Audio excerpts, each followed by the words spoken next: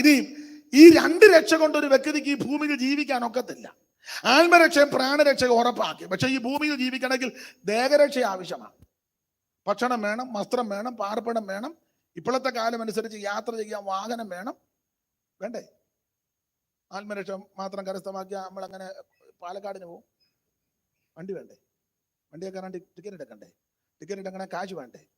കാശ് വേണമെങ്കിൽ ദേഹരക്ഷ ആവശ്യമാണ്. അപ്പൊ ദേഹരക്ഷയെ പറ്റി പൗലോസ് യാത്ര പറയുന്നുണ്ട്. 2-ാം അധ്യായത്തിന്റെ 16-ാം വാക്യം. സമാധാനത്തോടെ പോയി. 15 മുതൽ വായിച്ചപ്പോ കുറച്ചുകൂടെ നന്നാകും. സഹോദരനോ ഒരു സഹോദരനോ സഹോദരിയോ നഗ്നരും അഹോവൃത്തിക്ക് വകയില്ലാത്തവരുമായിരിക്കെ നിങ്ങളിൽ ഒരുത്തൻ അവരോട് സമാധാനത്തോടെ പോയി തീ കായുകയും വിശപ്പടക്കുകയും ചെയ്യുവിൻ എന്ന് പറയുന്നതല്ലാതെ ദേഹരക്ഷയ്ക്ക് ആവശ്യമുള്ളത് നിങ്ങൾ ഈ വകുപ്പും ചട്ടവും പറയുന്നതല്ലാതെ അവന്റെ ദേഹരക്ഷയ്ക്കൊന്നും ചെയ്യുന്നില്ല. നിങ്ങൾക്ക് എല്ലാവർക്കും മനസ്സിലാകുന്നില്ല. മനസ്സിലാകുന്ന രീതി ഞാൻ പറഞ്ഞു തരട്ടെ? വേണ്ടേ? മനസ്സിലാകാൻ വേണ്ടിയാ. ഇപ്പോൾ നമ്മുടെ കൂടെ ആരാധിക്കുന്ന സഭയിലാ കൂടുന്നത്? പഴമ്പാലക്കൂട. നമ്മുടെ പേര് ഞാനങ്ങ് മറന്നുപോയി. ഏബ്രഹാം. അപ്പൊ ഇദ്ദേഹത്തിന്റെ സഭയിൽ ഒരു ഉദാഹരണം ഉടക്കുണ്ടാക്കരുത്. ഇദ്ദേഹത്തിന്റെ സഭയിൽ ഒരു സാധുവായ വിശ്വാസി 1 സെന്റ് ഭൂമിയിൽ കിടക്കാൻ ഇടവില്ല. നമുക്ക് 2 ഏക്കർ സ്ഥലമുണ്ട്. അവനൊരു 10 സെന്റ് സ്ഥലം കൊടുക്കണം. കൊടുത്തേച്ച് വേണം തമ്പേറടിച്ച് ഗ്ലോറി വിക്ടറി കാൽവറിന്ന് പറയാം. എന്നാ നടക്കുവോ? അതാ ശരി. വേണ്ടേ? അവൻ കയറി കിടക്കണ്ടേ? അല്ല തമ്പേർ തല്ലിപ്പൊട്ടിച്ചുകൊണ്ട് കാര്യമായോ? ആഴ്ച 3 തമ്പേർ കുമ്പനാട്ടിൽ നിന്ന്. തമ്പേർ വേണ്ടെന്നല്ല, തമ്പേർ അടിക്കരുതെന്നുമല്ല. അവന്റെ ദേഹരക്ഷയ്ക്ക് ആവശ്യമുള്ള ചെയ്യണം. നിനക്ക് 10 ഷർട്ടുണ്ട്, നിന്റെ കൂടെ ആരാധിക്കുന്നവന് നല്ലൊരു ഷർട്ടില്ല, ഒരെണ്ണം അവന് കൊടുക്കണം. എന്നുവെച്ചാൽ വകുപ്പ് പറയണം. നിങ്ങളെല്ലാം ശ്വാസം വിട്. നിങ്ങൾ ഇങ്ങനെ ഇരിക്കുന്ന എന്തിനാ? ഞാൻ കാര്യം പറഞ്ഞെന്നല്ലേ ഉള്ളു. നിങ്ങൾ ശ്വാസം വിട്ടു, നെഞ്ചു വല്ലരുത്. സ്തോത്രം. നീ 2 കോടി 3 കോടി 4 കോടിക്ക് വീട് പണിയുന്നു, ദൈവം തന്നതാ, ഞാൻ എതിർക്കുന്നില്ല. നിന്റെ കൂടെ ആരാധിക്കുന്നതിന് ഒരു മുറി പണിതൊരു കഥക് വെച്ച് 2 ഷീറ്റ് ഇടാൻ നിർഭാഗമല്ല. നിന്റെ പട്ടിക്കൂടിന്റെ കാശ് മതി അവന് 2 ഷീറ്റ് ഇട്ട് കൊടുക്കാൻ.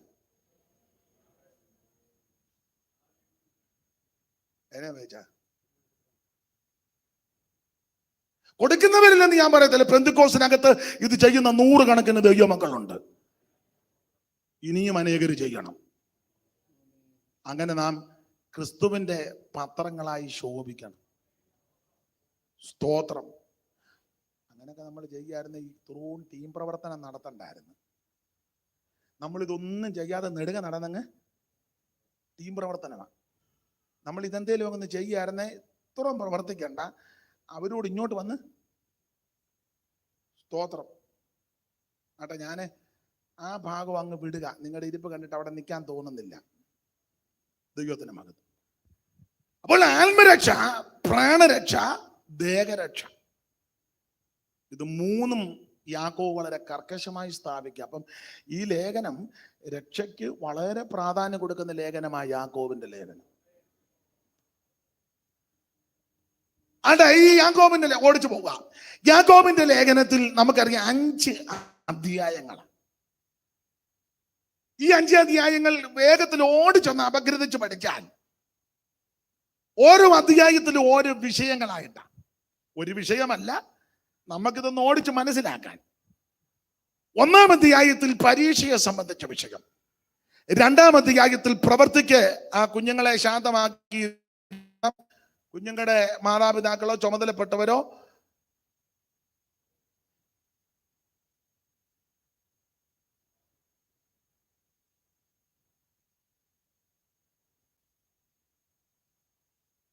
അപ്പൊ ശ്രദ്ധിക്കുക. 1-ാം അധ്യായത്തിൽ പരീക്ഷയെ സംബന്ധിച്ച വിഷയം. 2-ാം അധ്യായത്തിൽ പ്രവൃത്തിക്ക് ഊന്നൽ കൊടുക്കുവാൻ ഊന്നി പറയുന്നു. 3-ാം അധ്യായത്തിൽ നാവിന് നിയന്ത്രണം ഏർപ്പെടുത്തണം. 4-ാം അധ്യായത്തിൽ ആത്മീക പോരാട്ടം. 5-ാം അധ്യായം യേശുക്രിസ്തുവിന്റെ പ്രത്യക്ഷത.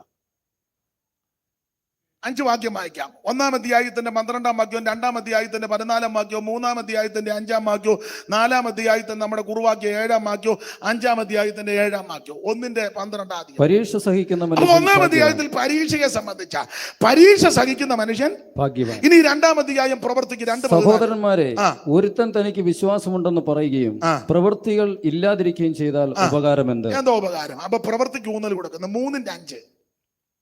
അങ്ങനെ തന്നെ നാവും ചെറിയ അവയവം നാവ് ചെറിയ അവയവം എങ്കിലും വളരെ വമ്പ് പറയുന്നു. അപ്പൊ നാവിന് നിയന്ത്രണം. 4-ാം അധ്യായത്തിന് നമ്മൾ കുറുവാക്യമാ എതിർത്ത് നിൽപ്പീൻ. ആകയാൽ നിങ്ങൾ ദൈവത്തിന് കീഴടങ്ങുവിൻ, പിശാചിനോട് എതിർത്ത് നിൽപ്പിൻ. അപ്പൊ ഒരു പോരാട്ടമാ, എതിർത്ത് നിൽക്കണം. 5 യേശുക്രിസ്തുവിന്റെ പ്രത്യക്ഷത. 5-ന്റെ 7. എന്നാൽ സഹോദരന്മാരെ, കർത്താവിന്റെ പ്രത്യക്ഷത വരെ അപ്പൊ ശ്രദ്ധിക്കുക, വേഗത്തിൽ പഠിപ്പാൻ 5 അധ്യായം അപഗ്രഥിച്ചൊന്ന് ഓടിച്ചു പഠിച്ചാൽ 1-ാം അധ്യായത്തിൽ പരീക്ഷയെ സംബന്ധിച്ച്, 2-ാം അധ്യായം പ്രവൃത്തിക്ക് ഊന്നൽ കൊടുക്കുന്നു, 3-ാം അധ്യായത്തിൽ നാവിന് നിയന്ത്രണം, 4-ാം അധ്യായത്തിൽ ആത്മീക പോരാട്ടം, 5-ാം അധ്യായം യേശുക്രിസ്തുവിന്റെ പ്രത്യക്ഷത. അത് ഒന്ന് ഓടിച്ചു പറഞ്ഞ നമ്മളെടുത്ത വാക്യത്തിൽ വന്ന് കൃത്യ സമയത്ത് നിർത്തണമല്ലോ. അതുകൊണ്ടാണ് 1-ാം അധ്യായത്തിൽ പരീക്ഷ സഹിക്കുന്ന മനുഷ്യൻ ഭാഗ്യവാൻ. ഈ ക്രിസ്തീയ ജീവിതത്തിൽ പരീക്ഷ സഹിക്കുന്നത് ഭാഗ്യമാണ്. എന്നാൽ നമ്മുടെ അജ്ഞത കൊണ്ടാണോ, അറിവുകേട് കൊണ്ടാണോ, അതോ ഇനി ഇങ്ങനെ പിന്തുടർച്ച വന്നത് കൊണ്ടാണോ, എന്തെങ്കിലും ഒരു പരീക്ഷയോ പ്രശ്നമോ വന്നാൽ നമുക്കത് സഹിക്കാൻ താല്പര്യവുമില്ല. ഉടനെ നമ്മളത് മാറിപ്പോകാൻ ഉപവസിച്ച് പ്രാർത്ഥിക്കുക.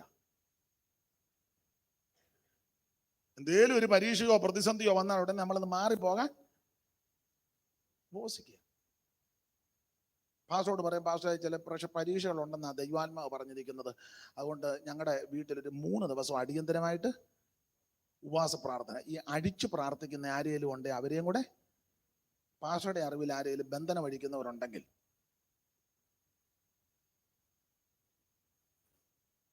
എന്താന്ന് വെച്ചാൽ ഇത് വരുന്ന പ്രശ്നം അങ്ങ് പരീക്ഷ മാറണം. എന്നാൽ പുസ്തകം പഠിപ്പിക്കുന്ന പരീക്ഷ സഹിക്കുന്ന മനുഷ്യൻ ഭാഗ്യവാനാണ്.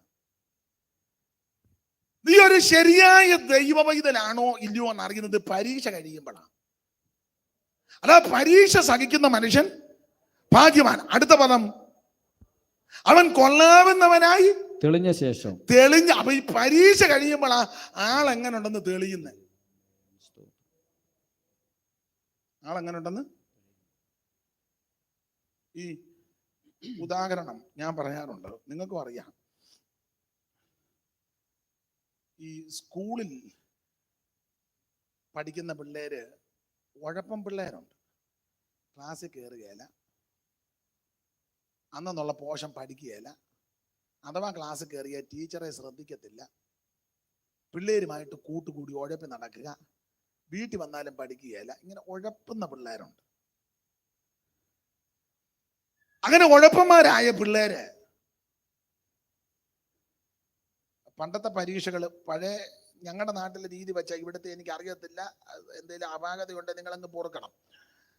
പണ്ട് എൻ്റെ കുഞ്ഞുനാളില്, നിങ്ങൾ പലരുടെയും കുഞ്ഞുനാളിൽ പരീക്ഷകൾ, സ്കൂളിലെ പരീക്ഷ ഇങ്ങനെ പറയുന്നത്, ഓണപ്പരീക്ഷയും ക്രിസ്തുമസ് പരീക്ഷയും വലിയ പരീക്ഷയും. ഇവിടെ അങ്ങനെയാണെന്ന് അറിയത്തില്ല, ഇവിടെ അങ്ങനെയൊക്കെ തന്നെ. ഓണപ്പരീക്ഷയും ക്രിസ്തുമസ് പരീക്ഷയും വലിയ പരീക്ഷ. അപ്പം ഈ ഉഴപ്പി അടിച്ചു നടക്കുന്ന പിള്ളേർക്ക് വലിയ പരീക്ഷയുടെ ദിവസം വരുമ്പം വെപ്രാളമാണ്.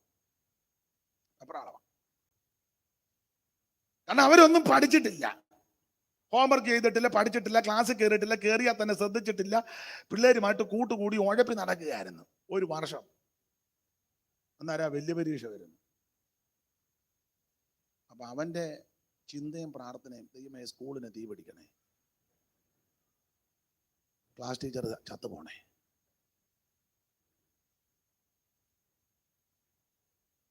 ക്വസ്റ്റ്യൻ പേപ്പറെല്ലാം കത്തിക്കണേ ആരെങ്കിലും, കാരണം പരീക്ഷ എഴുതണ്ടല്ലോ. എന്നാൽ മറുവശം നന്നായിട്ട് പഠിക്കുന്ന പിള്ളേരുണ്ട്.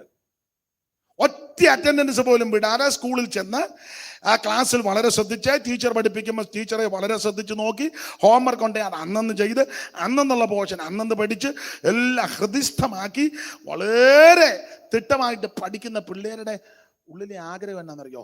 വലിയ പരീക്ഷ വരണേ, വലിയ പരീക്ഷ വരണേ, വലിയ പരീക്ഷ വരണേ. അവൻ ആ ഡേറ്റ് കാണുമ്പോൾ സന്തോഷമാണ്. എല്ലാ ദിവസവും തന്നെ കലണ്ടറെ നോക്കും.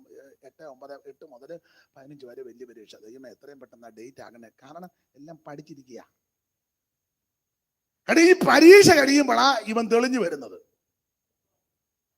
മറ്റവന്റെ ചിന്തയോ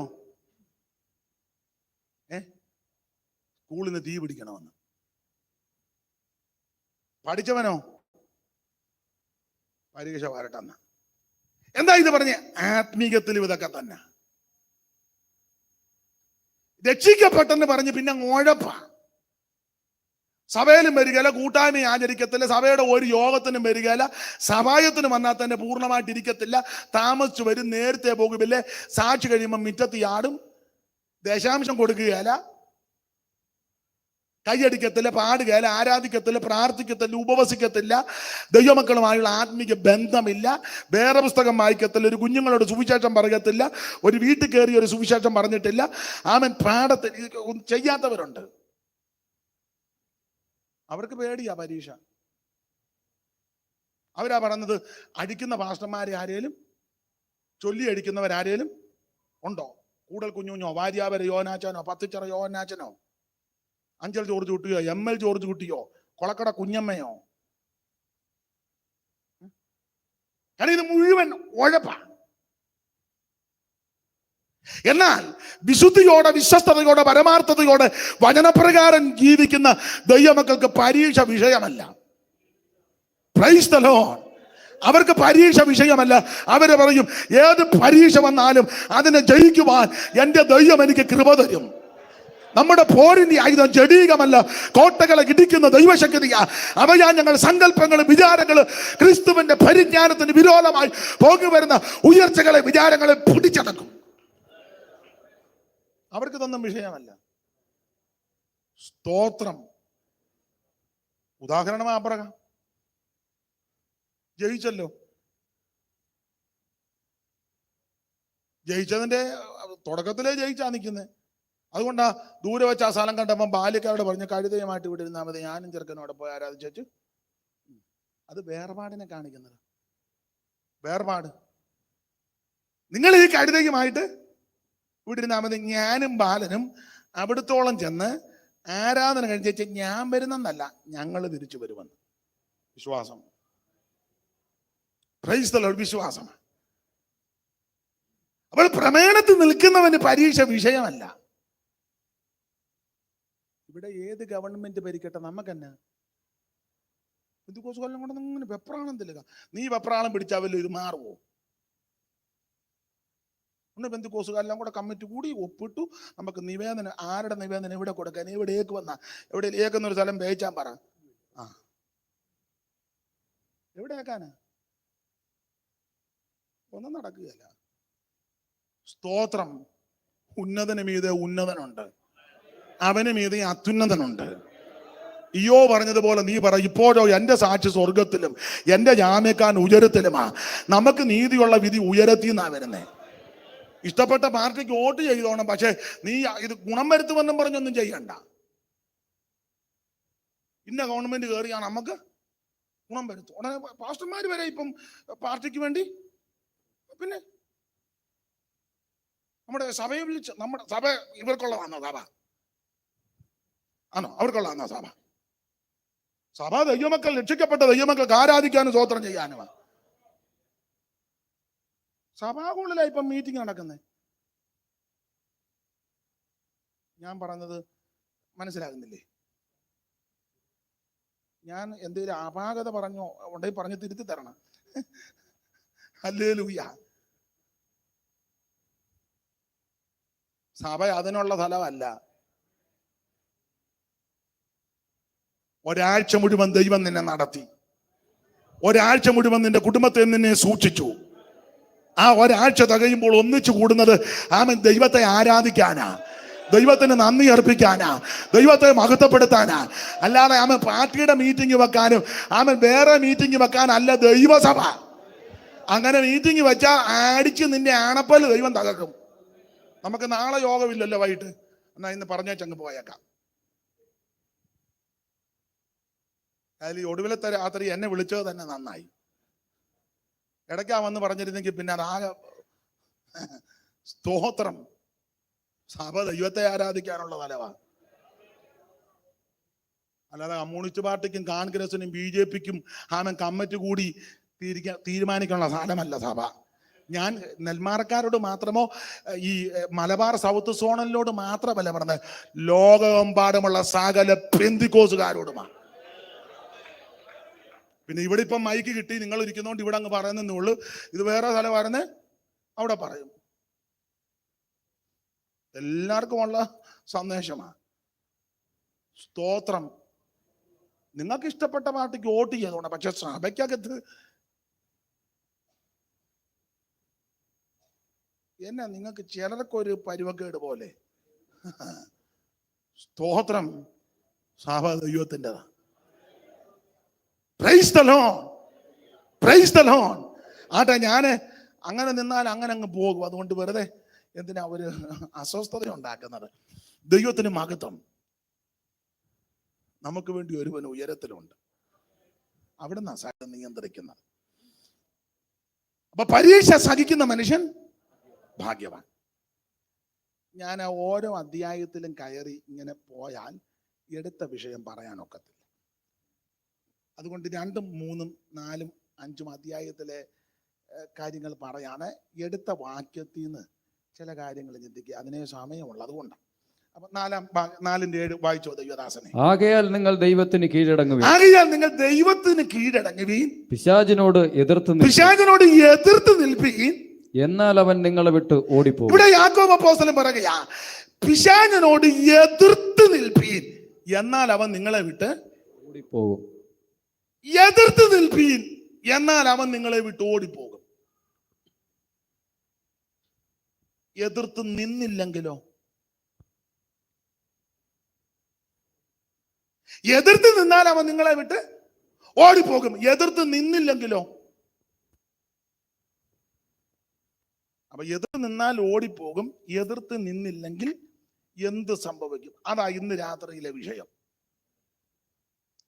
എതിർത്ത് നിന്നാൽ ഓടിപ്പോകും, എതിർത്ത് നിന്നില്ലെങ്കിൽ എന്ത് സംഭവിക്കും? അതാണ് ഇന്ന് രാത്രിയിലെ വിഷയം. ഞാൻ സാധാരണ ഈ ഭാഗം സംസാരിക്കുമ്പോൾ ഇങ്ങനെയാ പറയുന്നത്, ഈ എതിർത്ത് നിന്നാൽ അവൻ നിങ്ങളെ വിട്ട് ഓടിപ്പോകും, എതിർത്ത് നിന്നില്ലെങ്കിൽ എന്ത് സംഭവിക്കും? അത് തെളിയിക്കാൻ പഴയ നിയമത്തിലെ ഒരു സംഭവമാണ് ദൃഷ്ടാന്തമായിട്ട് എടുക്കുന്നത്. എതിർത്ത് നിന്നില്ലെങ്കിൽ എന്ത് സംഭവിക്കും? ഇത് ഉപവാസ പ്രാർത്ഥനയും കൂടെ ആയതുകൊണ്ടാണ്. എതിർത്ത് നിന്നില്ലെങ്കിൽ എന്ത് സംഭവിക്കും? ഇത് തെളിയിക്കാൻ പഴയ നിയമത്തിലെ ഒരു സംഭവം. ഞാൻ ആ വിഷയത്തെ എൻ്റെ ശൈലിയിലെ അവതരിപ്പിക്കുന്നത് ഇങ്ങനെ. ഇസ്രായേലിൽ പണ്ട് ഒരു ഉപവാസ പ്രാർത്ഥന,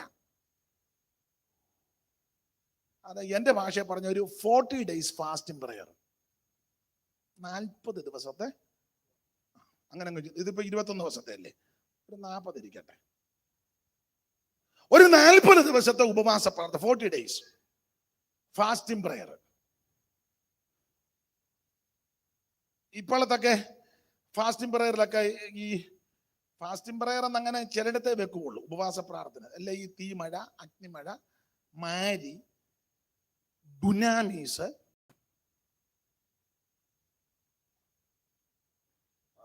ഓരോരോ പേരുകളാണ്. ഫയർ,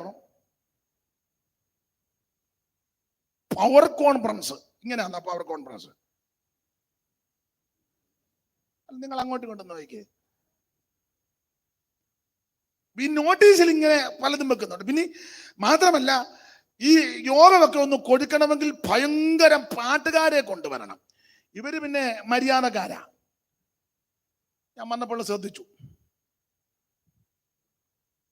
മിക്ക പാട്ടുകാരുടെ ഇടയിലും രക്ഷിക്കപ്പെടാത്തവരാ. ടീമല്ലേ?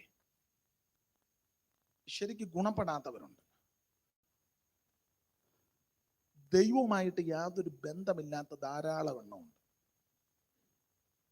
അവര് കയറി ആ കസർത്തിട്ട് മുന്നേ ആ തീ കത്തട്ടെ. ഏത് തീ?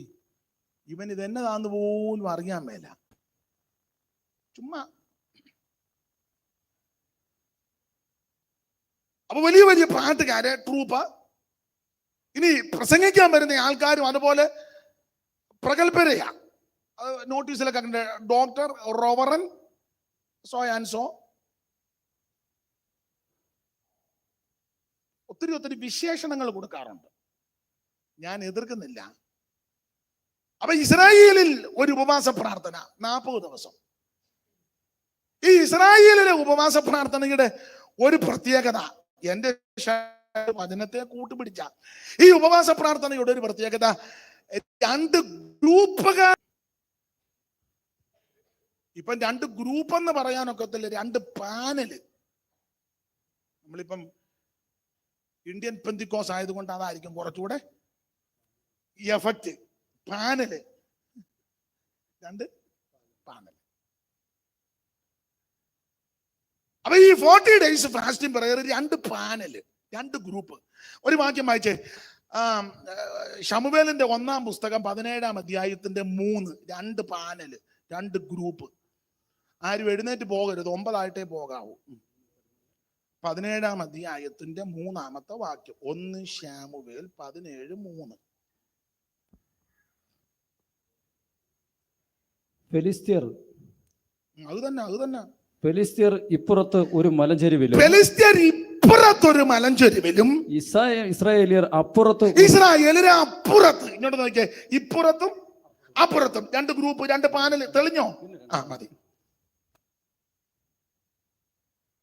ഫെലിസ്ത്യർ ഇപ്പുറത്തൊരു മലഞ്ചെരുവിലും ഇസ്രായേലിയര് അപ്പുറത്ത്. 2 ഗ്രൂപ്പ് അല്ലെ, 2 പാനൽ. ഇപ്പൊ എവിടെ ചെന്നാലും ഗ്രൂപ്പ് അല്ലേ?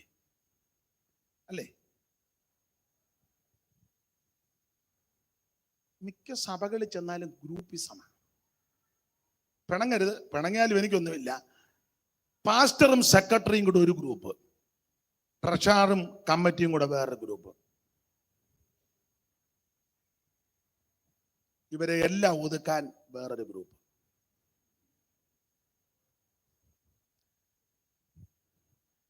ചില സഭകളിൽ ചെന്നാൽ അമേരിക്കക്കാരെല്ലാം കൂടെ ഒരു ഗ്രൂപ്പ്, പേർഷ്യക്കാരെല്ലാം കൂടെ ഒരു ഗ്രൂപ്പ്, ലണ്ടൻ എല്ലാം കൂടെ ഒരു ഗ്രൂപ്പ്, നാടൻ എല്ലാം കൂടെ വേറൊരു ഗ്രൂപ്പ്. വേറെ ചില സഭകളിൽ ചെന്നാൽ നല്ലതുപോലെ വെളുത്തതെല്ലാം കൂടെ ഒരു ഗ്രൂപ്പ്, നല്ലതുപോലെ കറുത്തതെല്ലാം കൂടെ ഒരു ഗ്രൂപ്പ്, ഇരുനിറമെല്ലാം കൂടെ ഒരു ഗ്രൂപ്പ്, വിളറിയതെല്ലാം കൂടെ വേറൊരു ഗ്രൂപ്പ്. എല്ലായിടത്തും ഗ്രൂപ്പിസം. എന്തിനാ അങ്ങോട്ട് പോകുന്നത്? വീട്ടു ഗ്രൂപ്പ് അല്ലേ? അമ്മയും മോനും ഒരു ഗ്രൂപ്പ്, അപ്പനും മോളും വേറൊരു ഗ്രൂപ്പ്. ചില വീട്ടിൽ അമ്മയും മോനും, ആൺപിള്ളേർ പ്രായമായി കഴിഞ്ഞാൽ അമ്മയും മോനും ഒരു ഘട്ടം. അമ്മ മോനോട് പറയും, നീ ബാങ്കിൽ പോയി കാശ് എടുത്തോണ്ട് വാ. ഉടനെ അവൻ പറയും, പപ്പ അറവടങ്ങാനും ഇരുന്നോളും, നിന്നോട് പറയുന്ന കാര്യം കേട്ടാൽ മതി. എല്ലായിടത്തും ഗ്രൂപ്പിസമാണ്. എവിടാ ഗ്രൂപ്പ് ഇല്ലാതെ? ഇവിടെ ഈ പ്രാർത്ഥനയ്ക്ക് പ്രാർത്ഥന എന്ന് ഞാനങ്ങ് പറയുക, 2 ഗ്രൂപ്പ്. ഫെലിസ്ത്യർ ഇപ്പുറത്തൊരു മലഞ്ചെരുവിലും ഇസ്രായേലിയര് അപ്പുറത്തും 2 ഗ്രൂപ്പാ. ഈ ഗ്രൂപ്പിസം ഉള്ളിടത്തെല്ലാം പ്രശ്നങ്ങളാണ്. നിങ്ങൾ വചനം അറിയാവുന്നവരായതുകൊണ്ട് അറിയാം. പണ്ട് ഇതുപോലൊരു പാനല് വേറൊരിക്കലുണ്ടായി. ഒരു പാനല്, അത് നിങ്ങൾ വചനം പഠിക്കുന്നവരൊക്കെ, ഈ ശൗൽ അങ്ങ് മരിച്ചു. ശൗല് മരിച്ചു കഴിഞ്ഞതിന് ശേഷം അവിടെ ഇസ്രായേലിൽ 2 പാനല്. ശൗല് മരിച്ചു കഴിഞ്ഞപ്പോൾ ഈ നേരിന്റെ മകൻ അബ്നേരും ഈശ്ബോശത്തും കൂടെ, ശൗലിന്റെ മകൻ, നേരിന്റെ മകൻ അബ്നേര്, ശൗലിന്റെ മകൻ ഈശ്ബോശത്തിന്റെ ചേവകനും കൂടെ ഒരു പാനല്. തൊട്ടപ്പുറ ദാവീദിന്റെ പെങ്ങടെ മകൻ യോവാവിന്റെ വേറൊരു പാനല്. 2 പാനല്. ശൗല് മരിച്ചപ്പോഴാ. അപ്പൊ ഈ പാനലുകാർ 2 കൂടെ വന്നു. 2 പേരും കുറഞ്ഞ പുള്ളിക്കാരില്ലാതെ, 2 നല്ല തലക്കനമുള്ള നേരിന്റെ മകൻ അബ്നേര്. നേരെന്ന് പറഞ്ഞാൽ ശൗലിന്റെ അപ്പനാകുന്ന കീഷിന്റെ അനിയൻ നേര്. അപ്പൊ കീഷിന്റെ മകൻ നേരിന്റെ മകൻ അബ്നേര്. ഇപ്പോഴാണെങ്കിൽ ദാവീദിന്റെ 2-3 പെങ്ങന്മാർ, അതിലൊന്നാ സെരൂയ.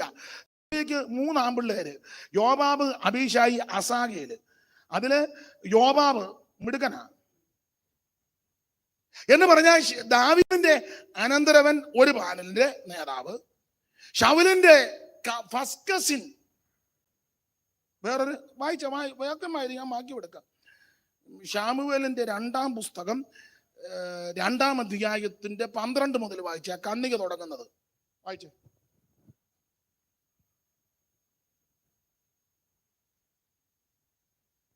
അനന്തരം ദാവീദ് യഹോവയോട്, അല്ലല്ലോ 2:12 എടുത്ത് ഇവിടെ കണ്ണിക തുടങ്ങുന്ന നേരിന്റെ മകൻ അബ്നേരും ശൗലിന്റെ മകനായ ഈസ്ബോശത്തിന്റെ ചേവകരും മഹനയീമിൽ നിന്ന് ഗിബയോനിലേക്ക് വന്നു.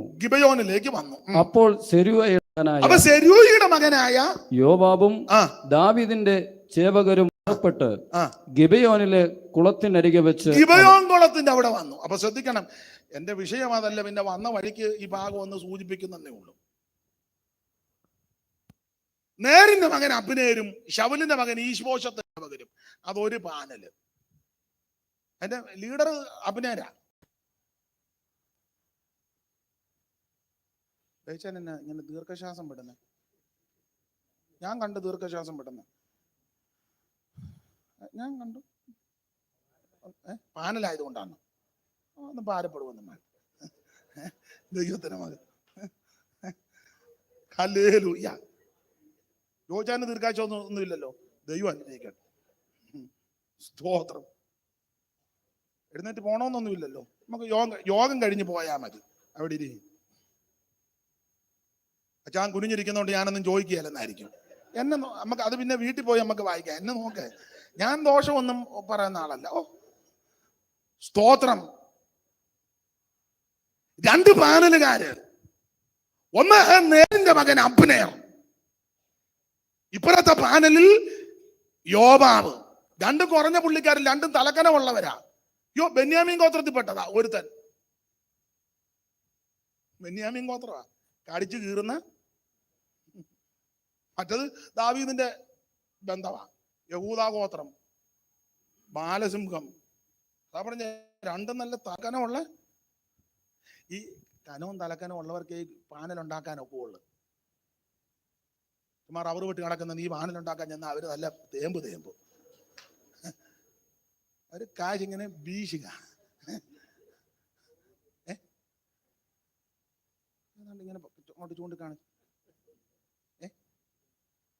അത് അത്യാവശ്യമാണ്, ശ്രദ്ധിക്കണം. ദൈവത്തിന് മകൻ എല്ലാരും ശ്രദ്ധിക്കണം. പ്രസംഗിക്കുന്ന നിങ്ങളോട് മാത്രമല്ല, എന്നോടും കൂടാ. ഇത് ഇരുവായ്ത്തലകളുള്ള വാളാ. എന്നെയും വെട്ടും, എന്നെയും ചെത്തും. നിങ്ങളെ മാത്രമല്ല, നിങ്ങളെക്കാൾ കൂടുതൽ ശിക്ഷാവിധി എനിക്കാ വരുന്നത്. നിങ്ങളെ നോക്കിയല്ലേ ഞാൻ പറയുന്നേ. കൂടുതൽ ഞാനാ കണക്ക് കൊടുക്കേണ്ടത്. നിങ്ങൾ കേൾക്കുന്നതേ ഉള്ളൂ, ഞാനാ പറയുന്നത്. കൂടുതൽ എനിക്കാ. അതുകൊണ്ട് ഞാൻ ഭയത്തോടാ ഇത് പറയുന്നത്. ഇത് സംസാരിക്കുമ്പോൾ ഞാൻ എൻ്റെ ഉള്ളിൽ എൻ്റെ അകൃത്യങ്ങളും എൻ്റെ അപാകതകളും ക്ഷമിക്കണമെന്ന് ഉള്ളിൽ പ്രാർത്ഥിച്ചാ ഇത് പ്രസംഗിക്കുന്നത്. എന്ന് പറഞ്ഞാൽ ഈ പ്രാർത്ഥന കഴിയുമ്പോൾ ഞാനും നിങ്ങൾ യഥാസ്ഥാനപ്പെട്ട് കർത്താവിന്റെ വരവിന് വേണ്ടി ഒരുങ്ങണം. ആര് കൈവിടപ്പെട്ടു പോകരുത്. Price the Lord.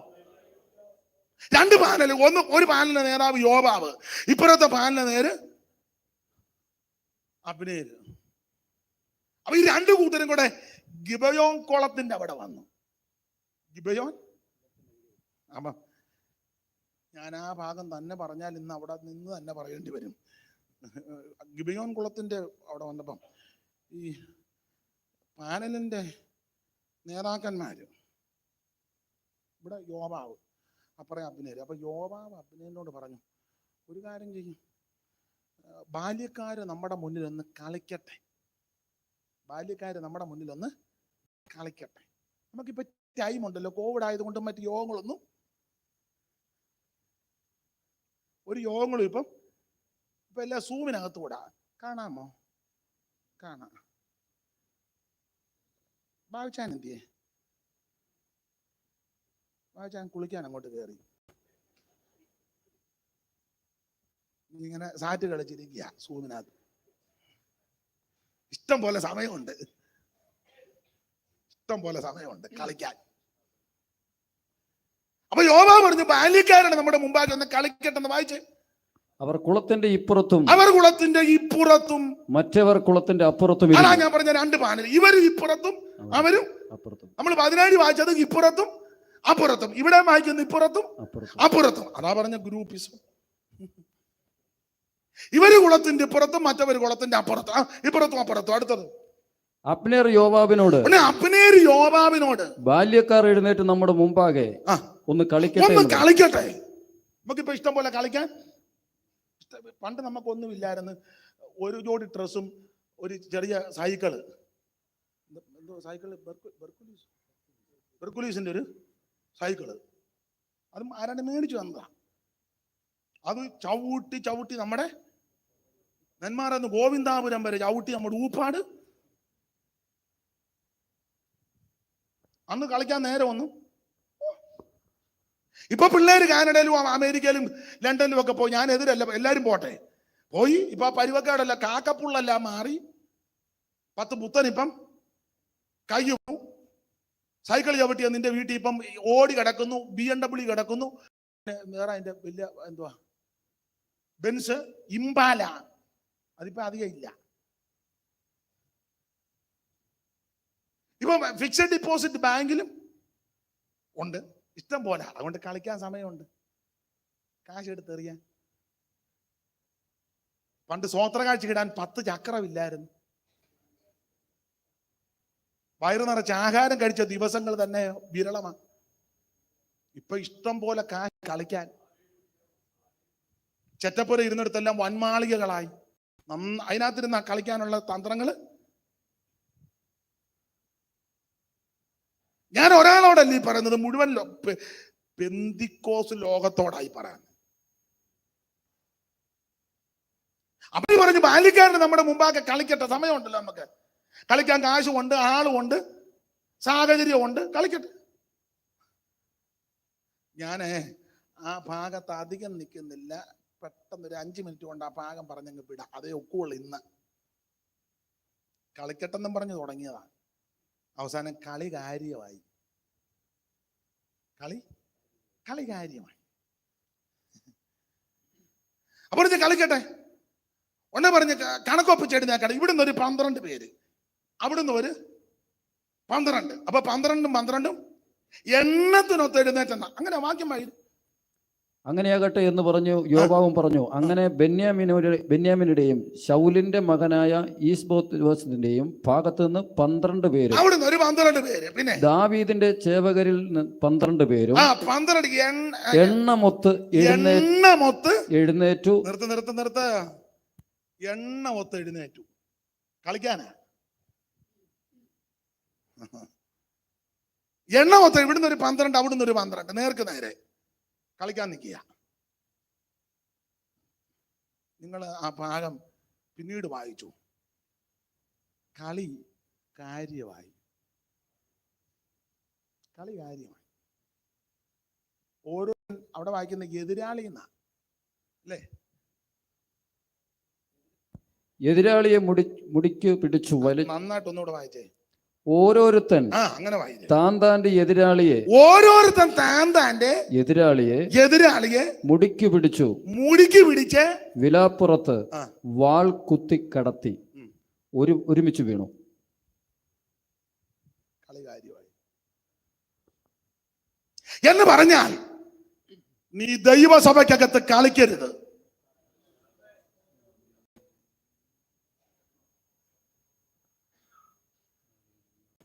സെക്രട്ടറി ആണെങ്കിലും കൊള്ളാം, ട്രഷറർ ആണെങ്കിലും കൊള്ളാം, കമ്മിറ്റി ആണെങ്കിലും കൊള്ളാം, കൗൺസിൽ ആണെങ്കിലും കൊള്ളാം, ജനറൽ ആണെങ്കിലും കൊള്ളാം, സ്റ്റേറ്റ് ആണെങ്കിലും കൊള്ളാം, കളിക്കരുത് ദൈവസഭയ്ക്കകത്ത്. ദൈവസഭ കളിക്കാനുള്ള സ്ഥലമല്ല. ദൈവസഭ മുമ്പേ ഓർപ്പിച്ചല്ലോ, ദൈവത്തെ ആരാധിക്കേണ്ടടമാ. കളി. ഞാന് പറയുന്നതിൽ നിങ്ങൾ എന്നോട് എതിരൊന്നും തോന്നരുത്. എനിക്കിതൊന്നും വിഷയമല്ല, അത് വേറൊരു വിഷയം. ജോയിച്ചാൻ പറയണമെന്നാ ഞാൻ പറഞ്ഞാലേ ഒക്കുള്ളൂ. പിന്നെ അതിനാ ഈ പരുവത്തിന് എന്നെ വിട്ടേക്കുന്നത്. വേറെ ആരെങ്കിലും പറഞ്ഞാൽ നിങ്ങൾ വെച്ചേക്കുവോ? നല്ല ചേലായി ഒക്കെ പറയാൻ ദൈവം എനിക്ക് പ്രത്യേക അഭിഷേകം എന്താന്ന് എന്നോട് പറഞ്ഞ് ഇതൊക്കെ ഇട്ടുകൊണ്ട് നേരെ നെന്മാറയ്ക്ക് പൊക്കോ, ഞാൻ കൂടെ ഉണ്ടെന്ന് പറഞ്ഞ് വിട്ടതാ. വേറെ വല്ല ഉപദേശമാര് പറഞ്ഞാൽ നിങ്ങൾ കേന്ദ്രത്തിൽ അറിയിച്ച് ട്രാൻസ്ഫർ കൊടുക്കുക. എന്നെ അങ്ങോട്ട് വിടാൻ എനിക്ക് എങ്ങും ഇല്ല, ഞാനെങ്ങോട്ട് പോകാന്? സ്തോത്രം. കളി കാര്യമായി. ഞാൻ ഉദാഹരണം പറയുമ്പോൾ നിങ്ങൾക്ക് മനസ്സിലാകും. ഉദാഹരണമാണ്, ഉടക്കാനല്ല, ഉദാഹരണമാണ്. ഞാൻ പേര് വിട്ടുപോയി, ഫുൾ നെയിം പറയണം. PV മാത്യു, സ്ഥലം പാലക്കാട്. അങ്ങനെ അഡ്രസ് PV മാത്യു, പാലക്കാട്. നമ്മൾ ഇതടിക്കുമല്ലോ ഫോട്ടോ വെച്ച്, അതിനെന്നാ പറയുന്നത്? വിസിറ്റിംഗ് കാർഡ് പരിചയപ്പെടുത്താൻ വേണ്ടി അടിച്ചതാ. ഇപ്പം വന്ന് ഞാൻ അദ്ദേഹത്തെ ഉദാഹരണമായിട്ട് എടുത്തന്നേ ഉള്ളൂ. അല്ലെ എൻ്റെ പേര് പാസ്റ്റർ അനീഷ് കാവാലം, ഒരു ഫോട്ടോയും വെച്ച്.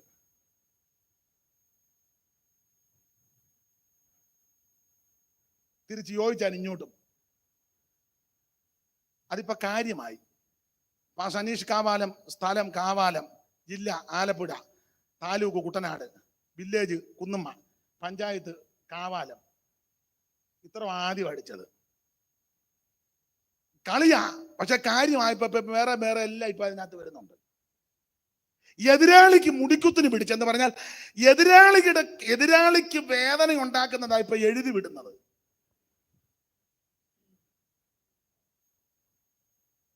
ഞാൻ പറഞ്ഞ കാര്യം മനസ്സിലായോ? ഒരു സഭയെ കൂടുന്നതാ, ഒരു സെന്ററിൽ കൂടുന്നതാ, ഒരു പ്രസ്ഥാനത്ത് നിൽക്കുന്നതാ. പക്ഷെ എതിരാളിക്കും അവന്റെ കുടുംബത്തിനും കുടുംബാംഗങ്ങൾക്കും മനോവേദന ഉണ്ടാക്കുന്നതാ എഴുതി പിടിപ്പിക്കുന്നത്. ഇത് ദൈവീകമല്ല, ഇത് ദൈവം അംഗീകരിക്കത്തില്ല. സ്തോത്രം. അതല്ല, എതിരാളിയുടെ മുടി പിടിച്ച വേദനയില്ലേ, അങ്ങോട്ടും ഇങ്ങോട്ടും വേദനിപ്പിക്കുകയല്ലേ? അല്ലേ? അവൻ ശരിയല്ല, ആ പുള്ളി ശരിയല്ല, ഞാനാണ് ശരി. പിന്നെ ജയിക്കാൻ വേണ്ടി എന്തും ഫേസ്ബുക്കിനകത്തും പിന്നെ എന്തിനകത്തൊക്കെ എഴുതുന്നേ, വാട്സപ്പില്, പിന്നെ വേറെ ഏതാണ്ടുണ്ട്. എനിക്കറിയത്തില്ല എന്നാന്ന്, നമ്മൾ ഇത് എഴുതാത്തതുകൊണ്ട് ഇത് അറിയത്തില്ല എന്നാന്ന്. ഇത് പാടില്ല. നിന്റെ കൂട്ടു സഹോദരനാ, നിന്റെ കൂട്ടുവിശ്വാസിയാ. അവനെയും അവളെയും യേശുവിന്റെ രക്തത്തെ വീണ്ടെടുക്കപ്പെടുത്തി അന്യോന്യം ചെളിവാരി എറിയരുത്. ജയിക്കുവോ തോക്കുവോ എന്നുള്ളതല്ല വിഷയം, അന്യോന്യം ചെളിവാരി എറിയരുതെന്ന്. പാടില്ല, ദൈവം പൊറുക്കത്തില്ല. ഞാൻ അതിന് ന്യായമായ ഒരു വശം പറയാം. നമ്മുടെ സഭയ്ക്ക് നേതൃത്വം ആവശ്യമാണ്. ഒരു സഭയല്ലയോ അത്? ഈ ഇപ്പോഴത്തെ ഗവൺമെന്റിന്റെ നിയമവും രാജ്യത്തിന്റെ നിയമം അനുസരിച്ചെല്ലാം ഭംഗിയായിട്ട് പോകണം. പക്ഷെ അത് ചെളിവാരി എറിഞ്ഞും കരിവാരി തേച്ചും ആക്ഷേപിച്ചും അധിക്ഷേപിച്ചും ഒരു കസേര പിടിച്ചെടുക്കരുത്. എടുത്താൽ അധിക നാളാ കസേര ഇരിക്കാൻ. ഞാൻ ഇപ്പൊ അത്രയും ഭാഗം പറഞ്ഞ് അങ്ങ് വിടുക. അവിടെ വായിക്കുന്നത് കളി കാര്യമായി ഓരോരുത്തരും എതിരാളിയുടെ ഓരോരുത്തൻ താന്റെ എതിരാളിയെ മുടുക്കി പിടിച്ചു വിലാപ്പുറത്ത് വാൾ കുത്തിക്കടത്തി ഒരുമിച്ച് വീണു. എങ്ങനുണ്ട്? ഇവിടെ 12, അവിടെ 12, 24 എണ്ണം പാട്ടു. ഇത് ശരിക്കൊന്ന് ശ്രദ്ധിച്ചാൽ ഇപ്പൊ എത്ര കുടുംബത്തിലാ മനപ്രയാസം? 24 കുടുംബത്തിൽ. രണ്ടുപേരും ഒപ്പിച്ച വിനയാ. അബ്നേരും യോവാബും കൂടെ ഒത്തത്. അബ്നേരും യോവാബും കൂടെ കളിക്കാൻ കയറി. ഇപ്പൊ 24 കുടുംബത്തിൽ പ്രശ്നം. അപ്പൊ ഈ 12, 24 വീണപ്പോ കളി നിർത്തണ്ടേ? എന്നിട്ടും നിർത്തിയില്ല. നിങ്ങൾ നാടോട്ട് പഠിച്ചാൽ അറിയാം. അസായാല് ശീഘ്രഗാമിയ കാട്ടുകലയെ പോലെ അവന് യോവാബിന് നേർക്ക് ചെന്നു, അബ്നേരിന് നേർക്ക് ചെന്നു. അബ്നേർ ഉടനെ പറഞ്ഞു, ഡാ പോ, നിർത്ത്, മതി, ഞാൻ കളിക്കാനില്ല, നിർത്ത്, പോവുകയല്ല. പിന്നെയും ചെന്ന് കളിക്കാൻ.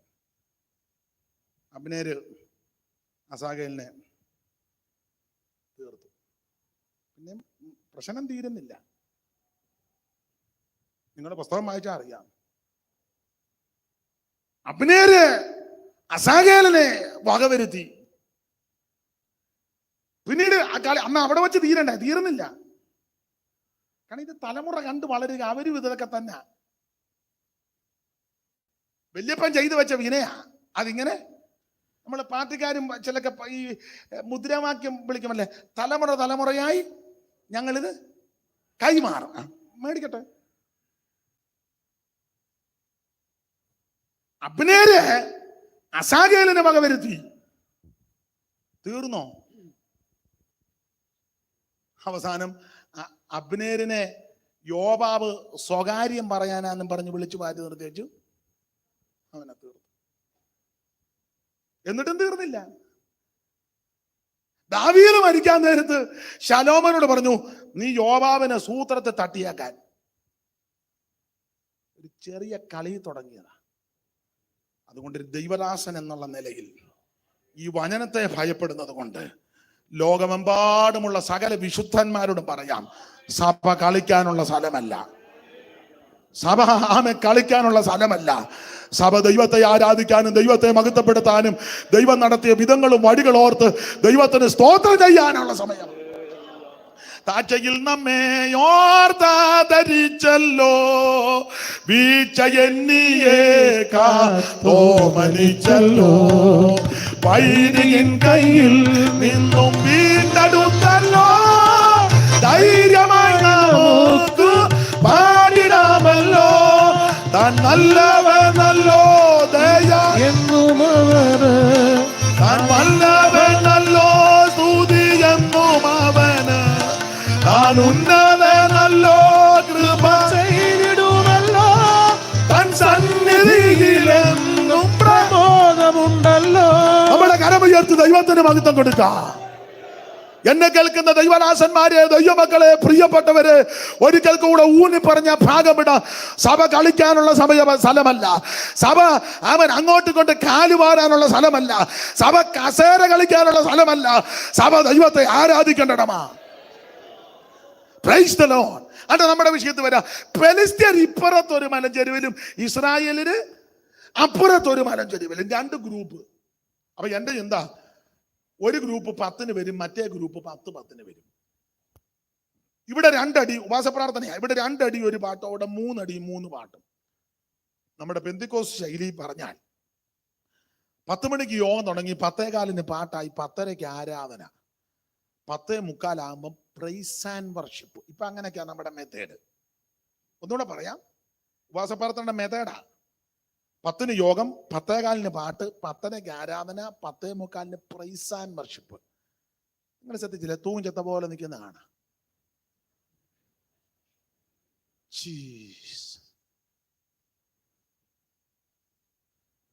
ഒരു 11 മണി ആയപ്പോൾ നമ്മുടെ പെന്തിക്കോസ് ഭാഷയെ പറഞ്ഞ ആരാധന മൂത്തു. 10 തുടങ്ങിയാൽ 11 മൂക്കു. ഈ ഉപവാസപ്രാർത്ഥനയുടെ കാര്യമായി പറയാൻ. അപ്പൊ 10 യോഗം, 10:15 പാട്ട്, 10:30 ആരാധന, 10:45 പ്രൈസ് ആൻഡ് വർഷിപ്പ്. 11 ആയപ്പോ ആരാധന മൂത്തു. അപ്പൊ ആരാധന മൂത്തു. അങ്ങനെ പഠിക്കണേ, ആരാധന മൂത്തു. ഇനി 4-ാം വാക്യം വായിച്ചേ. 4-ാം വാക്യം. 4. അപ്പോൾ യഹൂദ പുരുഷന്മാർ വന്നു. എവിടാ വായിക്കുന്നത്? ശൗമേലിന്റെ 1-ാം പുസ്തകം. നമ്മൾ അതെല്ലാം വിട്ടു, പാനല് വിട്ട്. ഞാൻ പിന്നെ ആ പാനൽ ചിന്തിച്ചോണ്ടിരിക്കുകയാണോ? നമുക്ക് 17 എടുത്തേ. ശൗമേലിന്റെ 1-ാം പുസ്തകം 17-ാം അധ്യായത്തിന്റെ 4-ാം വാക്യം. പാനലിൽ നീ ചിന്തിക്കേണ്ട, അത് വിട്ട് ഞാൻ കാര്യം പറഞ്ഞു തീർത്തടാ. 4-ാം വാക്യം വായിക്കേ. 4 വായിക്കൂ. അപ്പോൾ ഫെലിസ്ത്യരുടെ പാളയത്തിൽ നിന്ന്. അപ്പോൾ ശ്രദ്ധിച്ചേ, 17-ാം അധ്യായത്തിന് 4. അപ്പോൾ എപ്പോൾ? 11 ആരാധന മൂത്തപ്പോൾ. അങ്ങനെ പറ. 10 യോഗം, 10:15 പാട്ട്, 10:30 ആരാധന, 10:45 പ്രൈസ് ആൻഡ് വർഷിപ്പ്. 11 ആയപ്പോൾ ആരാധന മൂത്തെന്ന് ഞാൻ മുമ്പേ പറഞ്ഞല്ലോ. അപ്പൊ 11 മൂത്തു. 4-ാം വാക്യം അപ്പോൾ എന്ന് പറഞ്ഞ ആരാധന മൂത്തപ്പോൾ. അങ്ങനെ കൊണ്ട് ചിന്തിക്കുക. അതിന് അപ്പോൾ ഫെലിസ്ത്യരുടെ പാളയത്തിൽ നിന്ന് ഗത്യനായ ഗോല്യാത്ത് എന്ന ഒരു മല്ലൻ പുറപ്പെട്ടു. അപ്പോൾ ഫെലിസ്ത്യരുടെ പാളയത്തു നിന്ന് ഗത്യനായ ഗോലിയാത്ത് എന്നൊരു മല്ലൻ പുറപ്പെട്ടു വന്നു. അവൻ 6 മുഴ 1 ചാൺ നെടുപ്പു, അവന്റെ തലയിൽ വലിയ താമര ശിരസ്ത്രം ഉണ്ടായിരുന്നു. അവൻ 5000 ശേക്കൽ തൂക്കമുള്ള താമര കവചം ധരിച്ചു. അവന് കാൽച്ചട്ടിക്ക് ചുമലിൽ താമര കൊണ്ടൊരു വേലുമുണ്ട്. അവന്റെ കുന്തത്തിന്റെ തണ്ട് നെയ്ത്തുകാരന്റെ പടപ്പ് തടി പോലെയായിരുന്നു. കുന്തത്തിന്റെ അലക് 600 ശേക്കൽ ഇരിപ്പ്. ഒരു പരിചക്കാരൻ അവന്റെ മുമ്പേ നടന്നു, മുൻപിലുമുണ്ട്. സ്തോത്രം. ഞാന് പ്രസംഗിക്കുമ്പോ ഏതാണ്ട് പറഞ്ഞു, ഇനിയും പറയാൻ പോവാ. സ്തോത്രം. അപ്പൊ ശ്രദ്ധിക്കുക. അപ്പോൾ ഫെലിസ്ത്യരുടെ പാളയത്തു നിന്ന് ഗത്യനായ ഗോലിയാത്ത് എന്നൊരു മല്ലൻ പുറപ്പെട്ടു വന്നു. ഇത് ഫെലിസ്ത്യ പാളയത്തിൽ നിന്നാ വന്നത്. എവിടുന്ന? ഫെലിസ്ത്യ പാളയം. ഫെലിസ്ത്യൻ എന്ന് പറഞ്ഞാൽ ശപിക്കപ്പെട്ടത് അന്തതിയാ. നോഹയുടെ കൊച്ചുമക്കളാ ഫെലിസ്ത്യർ. നോഹയ്ക്ക് 3 മക്കൾ. ആരൊക്കെ? ഷേമും ഹാമും യാബത്തും. അതിലെ ഷേമിന്റെ 10ാം തലമുറ അപ്പറകാം. ഹാമിന്റെ വംശത്തിൽപ്പെട്ടത് കനാന്യരും ഫെലിസ്ത്യരുമല്ല. വായിച്ചേ. 10-1, 10-6, 10-13, 10-14, 11-10, 12, 14, 16, 18, 20, 22, 24, 26, 27. ആദ്യം ഉൽപ്പത്തി 10-1.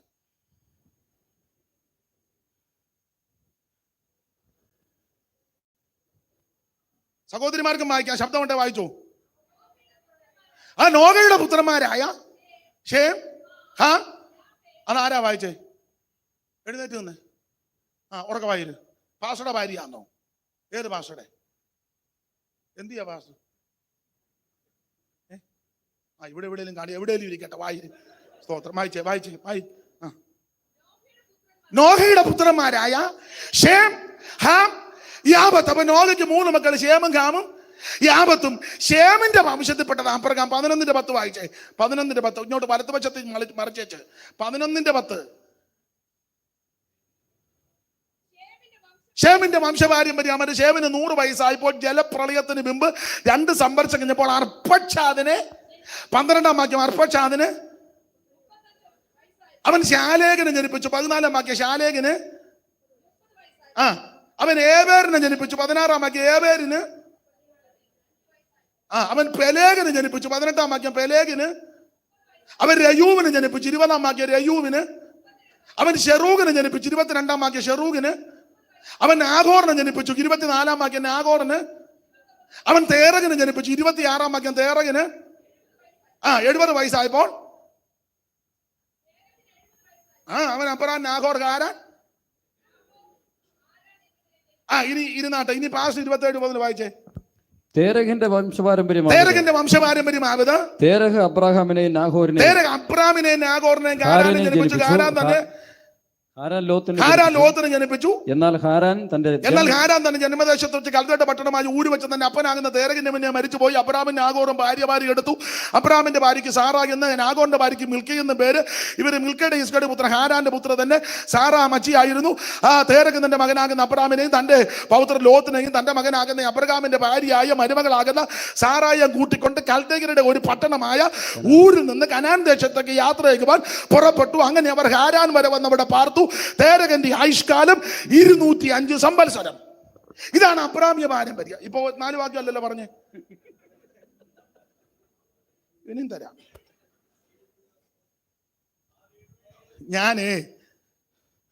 എനിക്ക് ഒരു ഗതിയും ഗത്യന്തരവും ഇല്ലാതെ അമ്പലത്തിൽ നിന്ന് വരുമ്പോഴാണ് രക്ഷിക്കപ്പെടുന്നത്. എനിക്കിതൊന്നും അറിയത്തില്ലായിരുന്നു. ഇതെന്നതാന്ന് പോലും എനിക്കറിയാമല്ലായിരുന്നു. എൻ്റെ യേശു എന്നെ രക്ഷിച്ചു. അതല്ലാതെ ഒന്നുമില്ല. ഇതിനകത്ത് വന്നേ പിന്നെ ഈ തേനിലും തേൻകെട്ടയിലും മധുരമുള്ള തിരുവചനം ധ്യാനിപ്പാനും പഠിപ്പാനും ദൈവം തമ്പുരാൻ നൽകിയ കൃപകൾക്കായിട്ട് ദൈവത്തിന് മഹത്വം.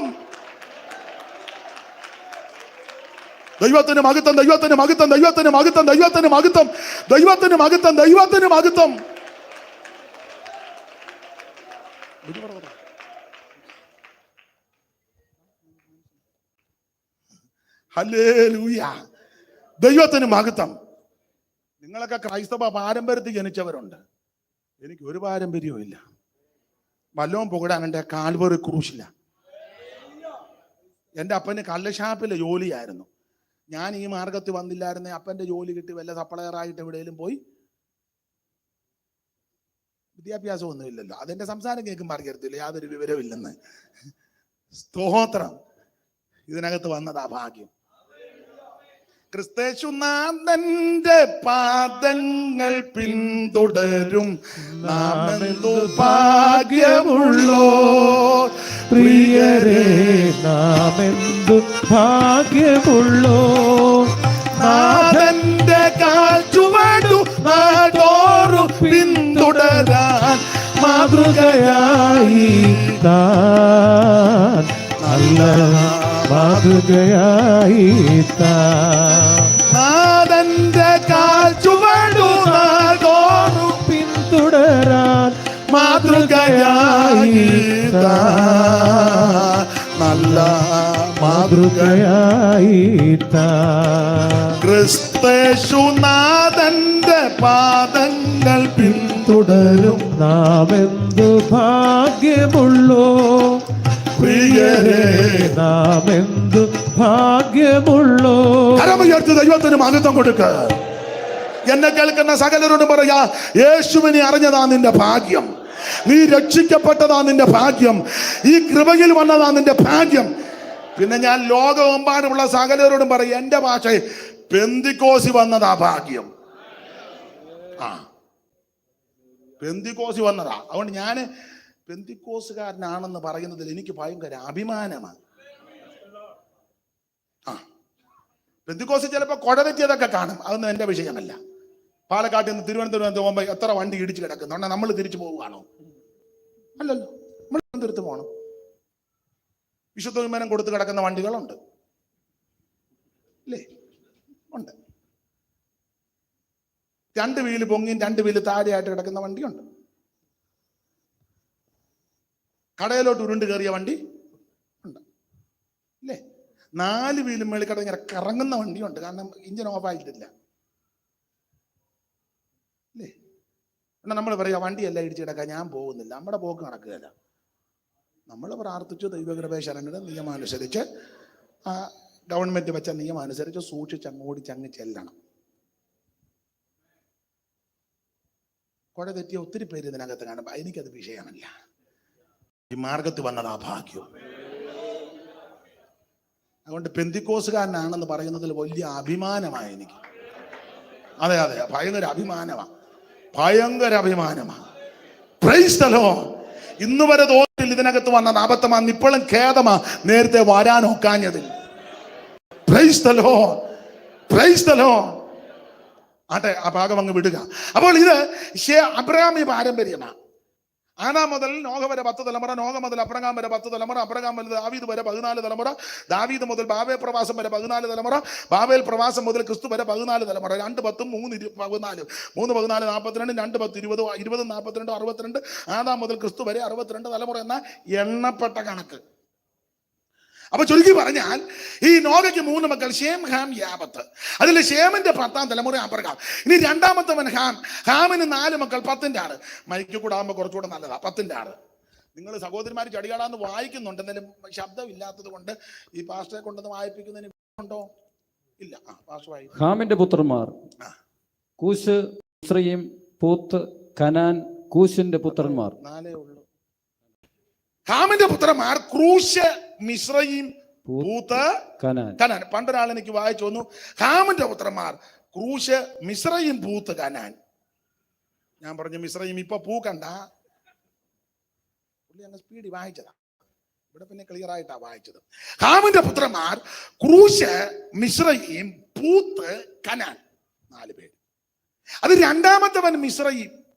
മിസ്രയീമിന് 6 പിള്ളേര്. 13ാം വാക്യം. മിസ്രയീമോ, ദൈവദാസം ഒന്ന് വായിച്ചു സഹായിച്ച 13ാം വാക്യം. മിസ്രയീമോ,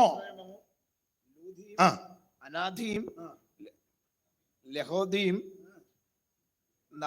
നഫ്താഹീം. ഞാൻ പറയാം. മിസ്രയീമോ, ലൂദീം, അനാമീം, ലഹാബീം, നത്ലൂഗീം, പത്ലൂസീം, കത്ലൂസീം. 6 പേര്. ഇനി 14ാമത്തെ വാക്യത്തിന്റെ ഒടുവിൽ വലിയ കട്ടിയില്ല, വായിച്ചേ. ഇവരിൽ നിന്ന് ഫെലിസ്ത്യർ ഉത്ഭവിച്ചു. അത് വലിയ കട്ടിയില്ലല്ലോ, അതാ ഞാൻ തന്നത്. അപ്പൊ ശ്രദ്ധിച്ചേ, നോഹയ്ക്ക് 3 മക്കൾ, ഷേം, ഹാം, യാപത്ത്. അതിലെ ഷേമിന്റെ 10ാം തലമുറ അബ്രഹാം. രണ്ടാമത്തവൻ ഹാം. ഹാമിന് 4 മക്കൾ. 10:6 ഹാമിന്റെ പുത്രന്മാർ ക്രൂശ്, മിസ്രയീം, പൂത്ത്, കനാൻ, 4 പേര്.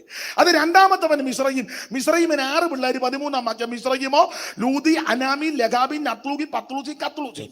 ഈ 14-ാമത്തെ വാക്യത്തിന്റെ ഒടുവിൽ ഇവരിൽ നിന്ന് പെലിസ്ത്യർ ഉത്ഭവിച്ചു. ഇതാണ് പെലിസ്ത്യ ചരിത്രം. നമ്മുടെ വിഷയത്തിൽ വരണം. ഈ ഉപവാസ പ്രാർത്ഥന അങ്ങോട്ട് മുറുകിയപ്പോൾ 17:4 അപ്പോൾ പെലിസ്ത്യരുടെ പാളയത്തിൽ നിന്ന് ഒരുത്തം വന്നു. ഇങ്ങനെ പെലിസ്ത്യന്റെ ചരിത്രം. ഈ പെലിസ്ത്യന്റെ ചരിത്രം പറയുന്നത് ഈ കനാൻ ദേശത്തിന്റെ പടിഞ്ഞാറെ തീരത്ത് പെലിസ്ത്യർ കുടിയേറിയെന്ന്. അതുകൊണ്ട് ആ പിൽക്കാലത്ത് പലസ്തീൻ എന്ന പേര് വന്നത് പെലിസ്ത്യരുള്ളത് കൊണ്ട്. ഈ കനാന്റെ പടിഞ്ഞാറെ തീരത്ത് ഇവർ കുടിയേറി കൈയടക്കിയിട്ട് അവിടെ 5 പട്ടണം പണിത് കനാനിൽ. ഈ 5 പട്ടണം പണിതിട്ട് 5 പട്ടണത്തിന് 5 ദൈവങ്ങളുടെ പേര് കൊടുത്തു. ഒത്തിരി ദൈവങ്ങളുണ്ടല്ലോ, അതിൽ 5 എണ്ണത്തിന്റെ പേര് കൊടുത്തു.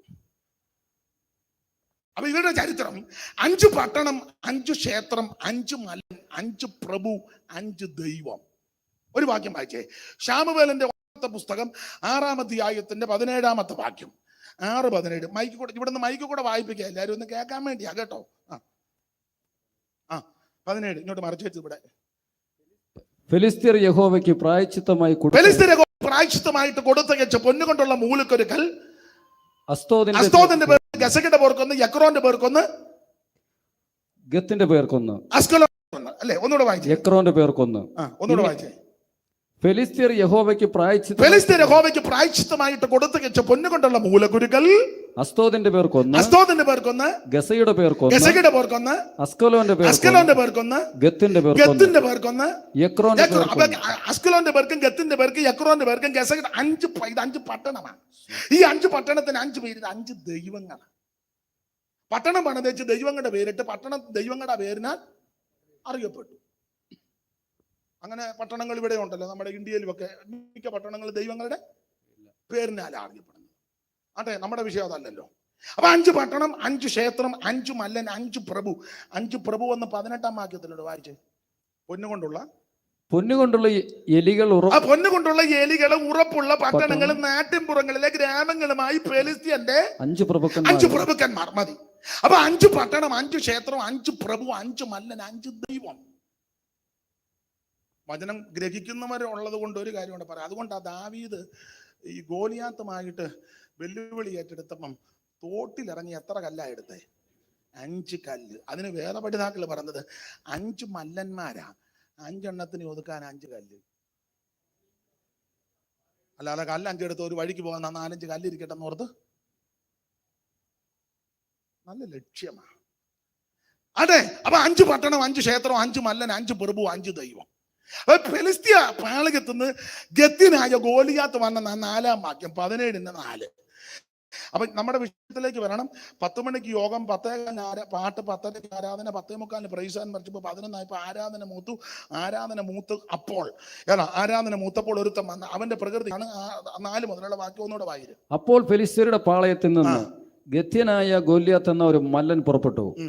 അവൻ 6 മുഴവും ഒരു ചാണെടുപ്പ്. ഇത് വേദപുസ്തക സംഖ്യാശാസ്ത്ര പ്രകാരം കണക്ക് തെറ്റാ. കണക്ക് തെറ്റി ഒരുത്തനാ. 6 മുഴം ഒരു ചാണെടുപ്പം. ഈ 6 എന്നുള്ളത് വേദപുസ്തക സംഖ്യാശാസ്ത്ര പ്രകാരം സാത്താന്യ കണക്കാ. 6 ഇത് മാനുഷികമായിരുന്നു. ഈ മനുഷ്യൻ പാപം ചെയ്തപ്പോൾ 6 എന്നുള്ളക്കം സാത്താന്യമായി. അതുകൊണ്ടാണ് നമ്മൾ പെന്തിക്കോസുകാര് 6 ദിവസം ഉപവാസ പ്രാർത്ഥനയെങ്കിലും നടത്താത്തത്.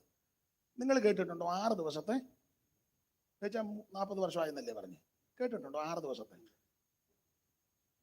ഉണ്ടെന്ന് പറയില്ലേ? ഇല്ലെന്ന് പറ. ഇല്ല. ഇനി നടത്തുന്നു 6 ദിവസത്തെ? വേണ്ട. നമ്മൾ കേട്ടിരിക്കുന്നില്ല 1, 3, 5, 7, 21, 40. ഇപ്പൊ 41 ഉണ്ട് കേട്ടോ. അതിൽ അവിടുത്തെ പോരാട്ടമാണ്. അവൻ യോത്തിന് വന്നിരിക്കുന്നത്.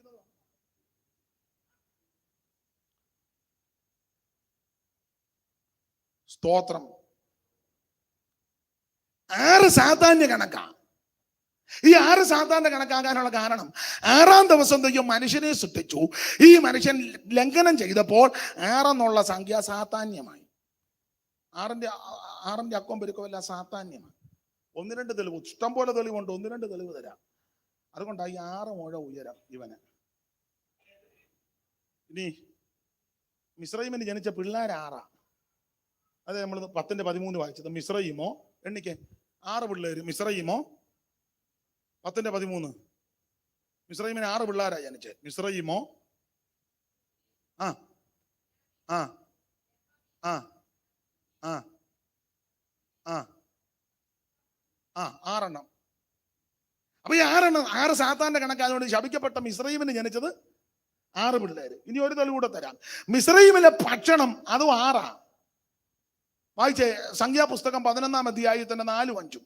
മിസ്രൈമിലെ ഭക്ഷണത്തിന്റെ എണ്ണം പറഞ്ഞേക്കുന്ന 6. വായിക്കൂ, ചടിയടാന്ന് വായിച്ചോ. 11:4 താഴത്തെ ആ കണ്ണി. പിന്നെ അവരുടെ ഇടയിലുള്ള സമ്മിശ്രജാതി മുഴുവൻ ദുരാഗ്രഹങ്ങളായി. ഇസ്രായേൽ വീണ്ടും കരഞ്ഞുകൊണ്ട്, ഞങ്ങൾക്ക് തിന്മാൻ ഇറച്ചി ആര് തരും? ഞങ്ങൾ മിസ്രൈമിൽ വെച്ച് വില കൂടാതെ തിന്നിട്ടുള്ള, എണ്ണിക്കോണം, തിന്നിട്ടുള്ള മത്സ്യം, വെള്ളരിക്ക, മത്തങ്ങ, ഉള്ളി, ചുവന്നുള്ളി, ചിറ്റുള്ളി. അത്രേ ഉള്ളൂ.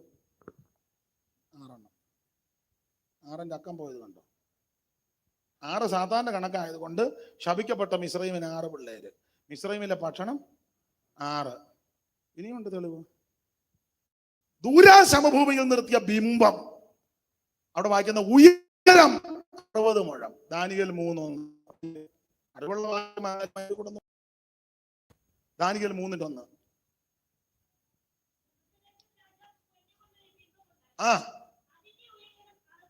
ഉയരം 60 മുഴം. 6ന്റെ കണക്ക് വന്ന കണ്ടോ? അടുത്തത് വണ്ണം 6 മുഴം. അപ്പൊ എല്ലാം 6ന്റെ കണക്കായി പോകുന്നത്. അപ്പോൾ ശപിക്കപ്പെട്ട മിസ്രൈമിന് 6 പിള്ളേര്. മിസ്രൈമിലെ ഭക്ഷണം 6. ബിംബത്തിന്റെ ഉയരം 60 മുഴം. വണ്ണം 6. ഇനിയുണ്ട്. വെളിപ്പാട് പുസ്തകത്തിൽ സാത്താന്റെ മുദ്രയെ പറ്റി പറയുമ്പോൾ 6 3 അല്ലേ? 3 അല്ല, 666. 3 യാന്ന് പറഞ്ഞ അവിടെ ചെന്നാൽ നല്ല എമ്പ് കിട്ടും. അപ്പൊ 6. അപ്പൊ 6ന്റെ അക്കവും പെരുക്കവുമല്ല സാധാന്യമാണ്. ഇനി വേറൊരു യുക്തിപരമായിട്ടൊരു ചിന്ത പറയാം. നമ്മുടെ പഴയ പെന്തിക്കോസുകാരുടെ സഭാഗോളെല്ലാം 60 അടി നീളമാണ്. അടിയുടെ ആറാട്ടാവിടെ. പഴയ ഹോളുകളെല്ലാം പഴയ അപ്പച്ചന്മാര് പറഞ്ഞ 60 അടി നീളത്തിൽ പണിയിടാം, എന്നാലേ ആഞ്ഞടിക്കാൻ പറ്റുള്ളൂ. തച്ചുശാസ്ത്രവും സംഖ്യാശാസ്ത്രം വേദപുസ്തക സംഖ്യാപ്രകാരം അവന്റെ കണക്കാണ്. സ്തോത്രം. ഞാൻ ആ ഭാഗം അധികം വിവരിക്കുന്നില്ല, അങ്ങനെ അങ്ങ് വിടുക. അപ്പൊ 6 മുഴ ഉയരമുള്ള ഇവൻ തനി പിശാച ഗോലിയാത്ത്.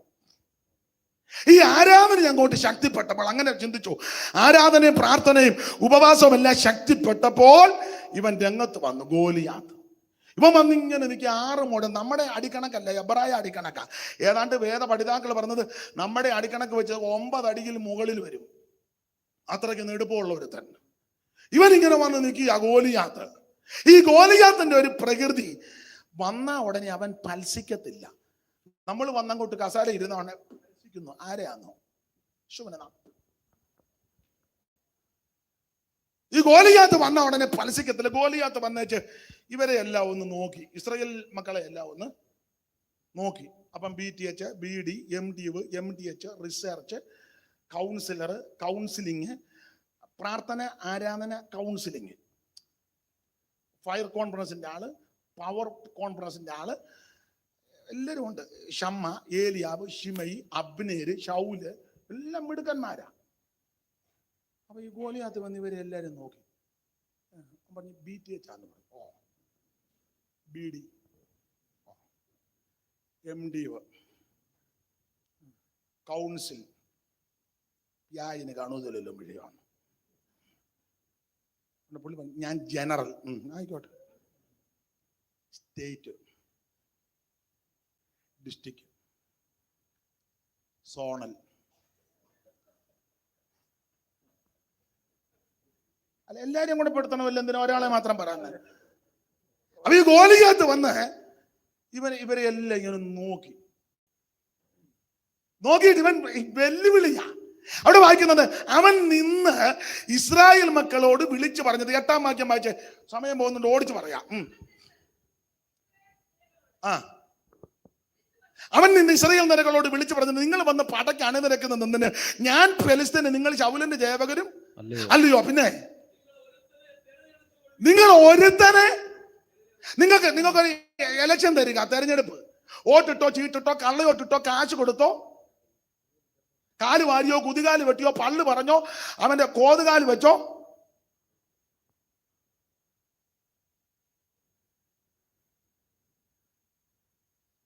നിങ്ങൾ എന്തേലും ഒന്ന് പറ. ഒന്നേ സ്തോത്രം പറ, ഇല്ലെങ്കിൽ ഹല്ലേലൂയ പറയണം, ഇല്ലെങ്കിൽ എൻ്റെ ദൈവമേ എന്നെങ്കിലും പറ. സ്തോത്രം. നിങ്ങൾ ഒരുത്തനെ തെരഞ്ഞെടുക്കണം. ഗോലിയാത്ത് പറയാം, നിങ്ങൾ ഒരുത്തനെ തെരഞ്ഞെടുത്ത് വായിച്ചേ ആ തെരഞ്ഞെടുത്ത അവനെ ഓഫീസിൽ ഇരുത്തരുത്, പടക്കളത്തിലോട്ട് ഇറക്കി വിടണം.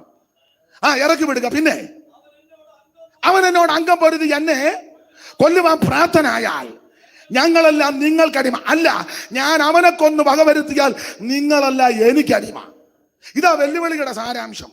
എന്ന് പറഞ്ഞ എല്ലാവരുടെ കിടന്ന് ഒച്ചപ്പാടും ബഹളവും ഒന്നും വെക്കേണ്ട, ഒറ്റയ്ക്കൊറ്റയ്ക്ക് പൊരുതാന്ന് ഫൈറ്റ് ചെയ്യാ ഒറ്റയ്ക്കൊറ്റയ്ക്ക്. ഇതാണ് ഗോലിയാത്തിന്റെ വെല്ലുവിളി. ഞാൻ ഓടിച്ചു പറയാ, വിശദീകരിക്കുന്നില്ല. ഗോലിയാത്ത് ഇങ്ങനെ വന്ന് വെല്ലുവിളിക്കുക, നിങ്ങളൊരുത്തനെ തെരഞ്ഞെടുക്കുക, അവനെ ഇങ്ങോട്ട് വിട്, ഞങ്ങൾ തമ്മിൽ ഫൈറ്റ് ചെയ്യും. ഞാൻ അവനെ കൊന്നൊടുക്കിയാൽ നിങ്ങളെല്ലാം ഞങ്ങൾക്കടിമ. അതല്ല, അവൻ എന്നെ കൊന്നാൽ ഞങ്ങളെല്ലാം നിങ്ങൾക്കടിമ. ഇതാ വെല്ലുവിളി. ഈ വെല്ലുവിളി ഇവൻ ഇങ്ങനെ നടത്തിയപ്പോൾ എന്തോ സംഭവിച്ചു. 24-ാം വാക്യം. 24. അവനെ കണ്ടപ്പോൾ, അവനെ കണ്ട് എന്ന് പറഞ്ഞാൽ ഇവന്റെ നിപ്പും നിലപാടും ചൊല്ലുത്തുവള. അവനെ കണ്ടപ്പോൾ ഇസ്രായേലിയരൊക്കെയും ഏറ്റവും ഭയപ്പെട്ടു. അവന്റെ മുമ്പിൽ നിന്ന് ഓടി. ഇനി വേറൊരു ചിന്ത പറയാം. ഈ ഗോലിയാത്ത് വന്ന് വെല്ലുവിളിച്ചത്, ഇങ്ങോട്ട് ഇറങ്ങി വാ ഞാനും വരിക, യുദ്ധം ചെയ്യാന്ന് മാത്രമല്ല. വേദ ചിന്തകന്മാര് പറയുന്നത്, ഇവൻ വെല്ലുവിളിച്ചിട്ട് മുമ്പ് സൂചിപ്പിച്ചല്ലോ 5 ദൈവങ്ങളുണ്ട് ഫെലിസ്ത്യർക്ക്. ഇവൻ വെല്ലുവിളി നടത്തിയേച്ച് 5 ദൈവങ്ങളുടെ പേര് പറഞ്ഞ് നാമം ചൊല്ലും. 5 ദൈവങ്ങളുടെ ഇവൻ നാമം ചൊല്ലുന്നവനാ. 43-ാമത്തെ വാക്യത്തിന്റെ 2-ാമത്തെ ഭാഗത്തിൽ തന്റെ ദേവന്മാരുടെ നാമം ചൊല്ലി എന്നൊരു വാക്യം കൊണ്ട് വായിച്ചേ. തന്റെ ദേവന്മാരുടെ നാമം ചൊല്ലി. അപ്പൊ ഇവൻ നാമം ചൊല്ലുന്നവനാ. ആര്? ഗോലിയാത്ത്. 5 ദൈവങ്ങളുടെ നാമം ചൊല്ലും. ചുമ്മാ വെല്ലുവിളി മാത്രമല്ല, ഒരുത്തം പാടാ ഞാനും വരാന്ന് പറയല്ല. ഇത് പറഞ്ഞേച്ച് ഇവൻ നാമം ചൊല്ലും. നന്നായിട്ട് നാമം ചൊല്ലും. നമ്മളും കണ്ടതല്ലേ, റോഡ് നിറച്ച് ബ്ലോക്കായത്. എനിക്കൊന്ന് അവിടെ യോഗത്തിന് വന്നപ്പോഴാ സ്തോത്രം. അവൻ നാമം ചൊല്ലും. ഗോലിയാത്ത് ഇവൻ ദേവന്മാരുടെ നാമം ചൊല്ലി. ഇനി ദേവന്മാരുടെ നാമം ചൊല്ലിയത് എങ്ങനെയാന്ന് പറയാം. 16-ാമത്തെ വാക്യം വായിച്ച എങ്ങനെയാ ചൊല്ലിയത്, എപ്പോഴാന്നൊക്കെ എഴുതിയിട്ടുണ്ട്. ആ ഫെലിസ്ത്യൻ 40 ദിവസം. അപ്പൊ നാമം ചൊല്ലിയത് എപ്പോഴാ? 40 ദിവസവും നാമം ചൊല്ലിയെന്ന്. ആ ഫെലിസ്ത്യൻ 40 ദിവസം മുടങ്ങാതെ രാവിലെയും അപ്പൊ ഇങ്ങനെ ചിന്തിച്ചു. ഇവൻ വെല്ലുവിളിച്ചിട്ട് നാമം ചൊല്ലും 5 ദൈവങ്ങളുടെ നാമം. ഗത്തിലെ ദേവൻ, എക്രോന്യ ദേവൻ, ഗസകിലെ ദേവൻ, അസ്കലോന്യ ദേവൻ. ഈ ദേവന്മാരുടെ നാമം ചൊല്ലും. നിന്ന് ചൊല്ലുക. അത് എത്ര ദിവസമാ? 40 ദിവസം. അത് മുടങ്ങാതെ. മാത്രമാണല്ലോ രാവിലെയും വൈകുന്നേരവും. ഈ ശാശാന്നയിലും എന്ത് മാതൃകാപരമായിട്ടാ നാമം ചൊല്ലുന്നത്. നമ്മളൊരു സ്തോത്രം പറഞ്ഞേച്ച് പിന്നെ ആയുസ് മിണ്ടുകയല്ല. യോഗത്തിന് വന്നപ്പോ ഒരു സ്തോത്രം പറഞ്ഞേച്ച് പിന്നെ ഇരിക്കുക.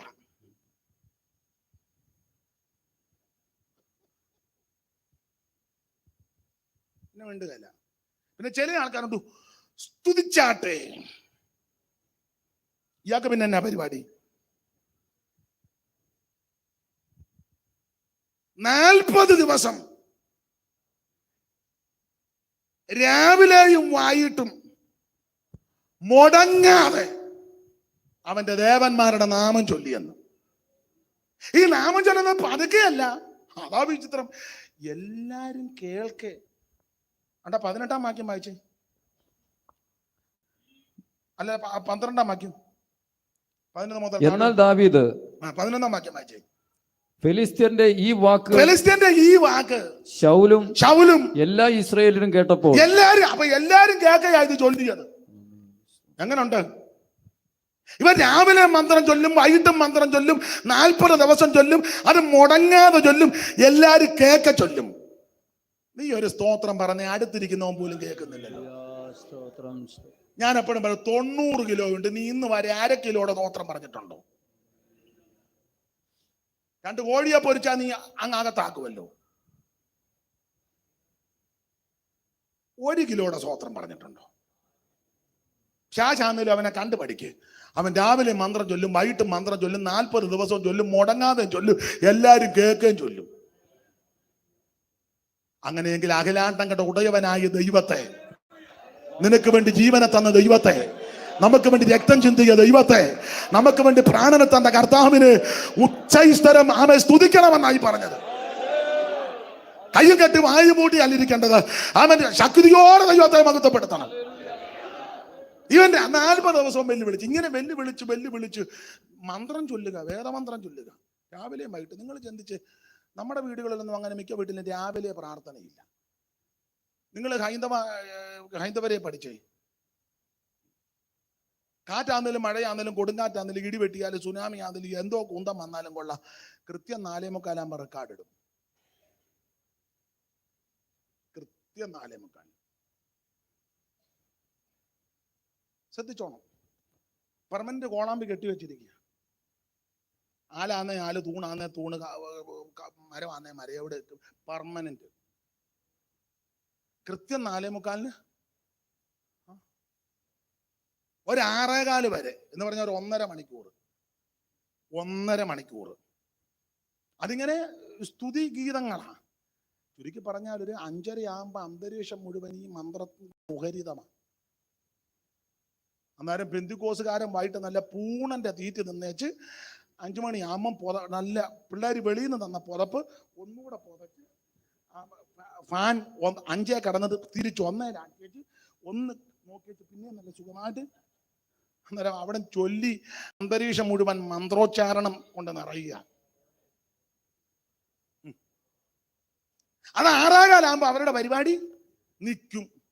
അന്നേരം നമ്മൾ പെന്തിക്കോസുകാർ 7:15 അതൊക്കെ എഴുന്നേറ്റ് വന്നു തൂത്തേച്ചു ഒരു കോപ്പ കാപ്പി പാപോലും കഴുകാതെ വിഡി അത് മുഴുവൻ അങ്ങ് മാറ്റി എന്നിട്ട് ചെല്ല് ആ കട്ടിലെന്ന് പതുക്കെ ഇങ്ങനെ, നിങ്ങൾ കണ്ടിട്ടില്ലേ, മനമേ പക്ഷി എന്തിനാടാ നീ ഇങ്ങനെ ജീവിക്കുന്നത്?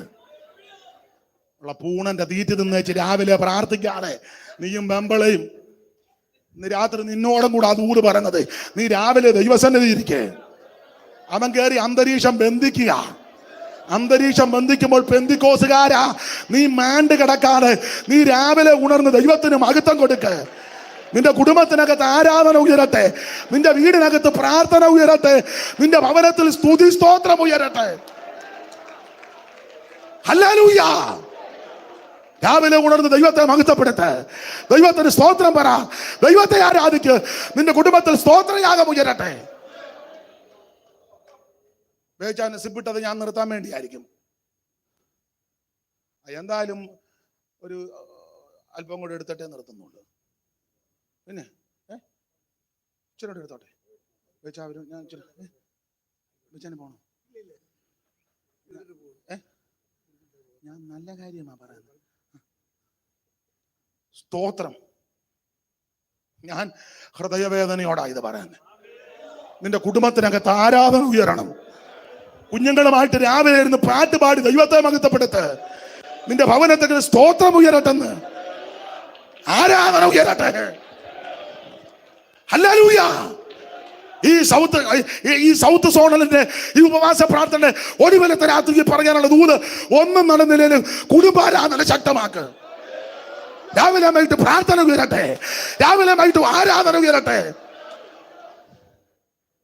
ഗോലിയാത്തിനെ കണ്ടുപിടിക്ക്. രാവിലെ വൈകിട്ട് മുടങ്ങാറ് 40 ദിവസം നാമം ചൊല്ലിയൊന്ന് എല്ലാരും കേക്ക്. ഇവനിങ്ങനെ വേദമന്ത്രം ചൊല്ലി വെല്ലുവിളിച്ചപ്പോൾ 24-ാം വാക്യം പറയാ, അവനെ കണ്ടപ്പോൾ ഇസ്രായേലല്ല, അവനെ കണ്ടപ്പോൾ ഇസ്രായേൽക്കൊക്കെയും ഏറ്റവും ഭയപ്പെട്ടു. അവന്റെ മുമ്പിൽ നിന്ന് ഓടി. ഓടി. കുറുവാക്യം മറക്കരുത്, എതിർത്ത് നിൽപ്പീൻ എന്നാൽ അവൻ നിങ്ങളെ വിട്ട് ഓടുവെന്ന. ആമേൻ. ഇതിപ്പോ നേരെ തിരിഞ്ഞു. ഗോലിയാത്ത് എതിർത്ത് വന്നപ്പോൾ ഇവര് ഓടി. എങ്ങോട്ട് ഓടി? അവിടെ വായിക്കുന്നത്, അവനെ കണ്ടപ്പോൾ ഇസ്രായേൽ എല്ലാം ഏറ്റവും ഭയപ്പെട്ട് അവന്റെ മുൻപിൽ നിന്ന് ഓടി. ഈ മുൻപിൽ നിന്ന് എന്നേക്കാൾ ജ്ഞാനമുള്ള ആളാന്നറിയാം. അവന്റെ മുൻപിൽ നിന്ന് ഓടിയെന്ന് പറഞ്ഞ എങ്ങോട്ട് ഓടിയെന്ന? പുറകോട്ട് ഓടി. യാക്കോബ് പറഞ്ഞത് എതിർത്ത് നിൽക്ക്, അവൻ ഓടുവന്ന. പക്ഷെ ഇവിടെ നേരെ തിരിഞ്ഞു, അവൻ എതിർത്തപ്പോ ഇവര് പുറകോട്ട് ഓടി. ചില കാര്യം ഇവിടെ പറഞ്ഞ് വേഗത്തിൽ അങ്ങ് നിർത്താം. ഈ മല്ലനാകുന്ന ഗോലിയാത്ത് വെല്ലുവിളിച്ച് ഈ വേദമന്ത്രം ചൊല്ലി ഇവനിങ്ങനെ ചൊല്ലി നിന്നപ്പം ഇസ്രായേൽ മക്കളെല്ലാം കൂടെ പുറകോട്ട് ഓടി. ഓടാൻ കാരണം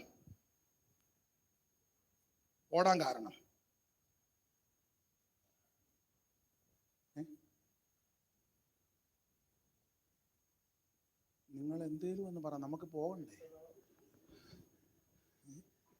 ഓടാൻ കാരണം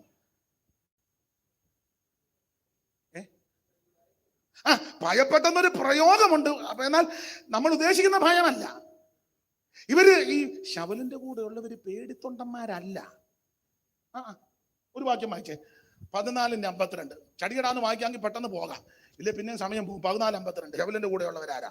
ആ ചെറിയ കണ്ണിക 15 നേരെ. ശൗലിന്റെ കാലത്തൊക്കെയും ഫെലിസ്ത്യരോട് ശൗലിന്റെ കാലത്തൊക്കെ പെരിസ്ത്യരോട് കടനയുദ്ധമുണ്ടെന്നാൽ ശൗൽ യാതൊരു വീരനെയോ ശൂരനെയോ കണ്ടാൽ അവനെ തന്റെ അടുക്കൽ ചേർത്തു. അപ്പൊ ശൗലിന്റെ കൂടെയുള്ളവരാരാ? വീരന്മാരും ശൂരന്മാരും. പേടിത്തൊണ്ടന്മാരല്ലോ, അല്ല. തെളിഞ്ഞല്ലോ, വീരന്മാരും എന്ന് പറഞ്ഞ ശൗല് രാജവീതി കൂടെ ഉലാത്തുമ്പോൾ തടിവന്റെ ഇടമുള്ള ദൃഢഗാത്രന്മാർ ആരെയും കണ്ടപ്പോൾ ശൗല് നോട്ട് ചെയ്ത് പടയാളികളോട് സേവകരോട് പറയും അവനെ പാലസിലോട്ട് വിളിച്ചേക്കാൻ. രാജാവ് വാക്കിംഗ് ഒക്കെ കഴിഞ്ഞ് പാലസ് വന്നു കഴിയുമ്പോൾ അവൻ വരും. വന്നാൽ ചോദിക്കും, നീ ആരാന്ന് ചോദിക്കും. ഇന്ന ആളാ, പട്ടാളത്തിൽ അപ്പോയിന്റ്മെന്റ് ആണ്. കാരണം വീരനെയോ ശൂരനെയോ കണ്ടാ വിടുകയല്ല, കൂടെ നിർത്തും. അപ്പൊ ശൗലിന്റെ കൂടെയുള്ളവരെല്ലാം വീരന്മാരും. അതാണ് ഞാൻ പറഞ്ഞ BTH, BD, MD, MDH, റിസർച്ചും സൈക്കാട്രിസ്റ്റും കൗൺസിലറും എല്ലാം മിടുക്കന്മാരാ. പിന്നെ ആകെ പോഷനായിട്ടുള്ളത് ഞാൻ മാത്രമേ ഉള്ളൂ. അത്രേ ഉള്ളൂ. എനിക്ക് കുടുംബശ്രേഷ്ഠതയില്ല, കളറുമില്ല, സ്വരമാണ് ഒട്ടും. മാനുഷികമായി പിന്നെ ആകെ അഭിഷേകം ഉള്ളത് കൊണ്ട് അത് മതി. ശൗലിന്റെ കൂടെ ഉള്ളവരെല്ലാം വീരന്മാരും അപ്പൊ പേടിത്തൊണ്ടന്മാരല്ല. അപ്പൊ ഈ വീരശൂര പരാക്രമികൾ പിന്നെ പുറകോട്ട് ഓടിയത്? എല്ലാം വീരന്മാരും ശൂരന്മാരും അല്ലേ, പിന്നെന്തിനാ പുറകോട്ട്? അത് പറഞ്ഞേച്ച് നിർത്താം. എന്തായാലും നിങ്ങൾ പോകുമ്പോ എന്തേലും പള്ളു പറയും, അയാൾക്ക് അത്രയും സമയം എടുക്കേണ്ട കാര്യമൊന്നും ഇല്ലെന്ന് പറയുമെന്ന് എനിക്കറിയാം. എന്തായാലും പണ്ടൊരാള് പറഞ്ഞ പോലെ ചത്താലും ചത്തില്ലേലും ചവടക്കാം. അപ്പൊ അതുകൊണ്ട് ഏതായാലും അങ്ങ് പറയാം, ആർക്കെങ്കിലും ഒരാൾക്ക് ഗുണമാന്നേ വരട്ടെ. ഈ വീരന്മാര് ശൂരന്മാര് പുറകോട്ട് ഓടിയല്ല, പേടിത്തൊണ്ടന്മാരല്ല. പിന്നെ എന്തുകൊണ്ട് ഇവര് പുറകോട്ട് ഓടാൻ കാര്യം, പണ്ട് ഇസ്രായേലി പെലിസ്ത്യര് ഒരു തന്ത്രം ഉണ്ടാക്കി. ഇസ്രായേലിന്റെ ഒരു പ്രത്യേകത, ഇസ്രായേലിൽ കൊല്ലന്മാരുടെ അയ്യരുകളില്ല. കൊല്ലന്മാരുടെ എമ്പടി കൊല്ലന്മാരാ. കൊല്ലന്റെ പണി എന്നാ? ആയുധം ഉണ്ടാക്കുക. പെന്തിക്കോസ്കാരന്റെ പണി എന്നാ? പാര വെക്കുന്നോ? അവനുണ്ടാക്കുന്ന മുടുത്ത പാര എടുത്ത് കുഞ്ഞുഞ്ഞു വെച്ച ചണങ്ങാതിരിക്കുക, ഇടയ്ക്കിടയ്ക്ക് നോക്കുക വെച്ച പാര കേൾക്കുന്നുണ്ടോ.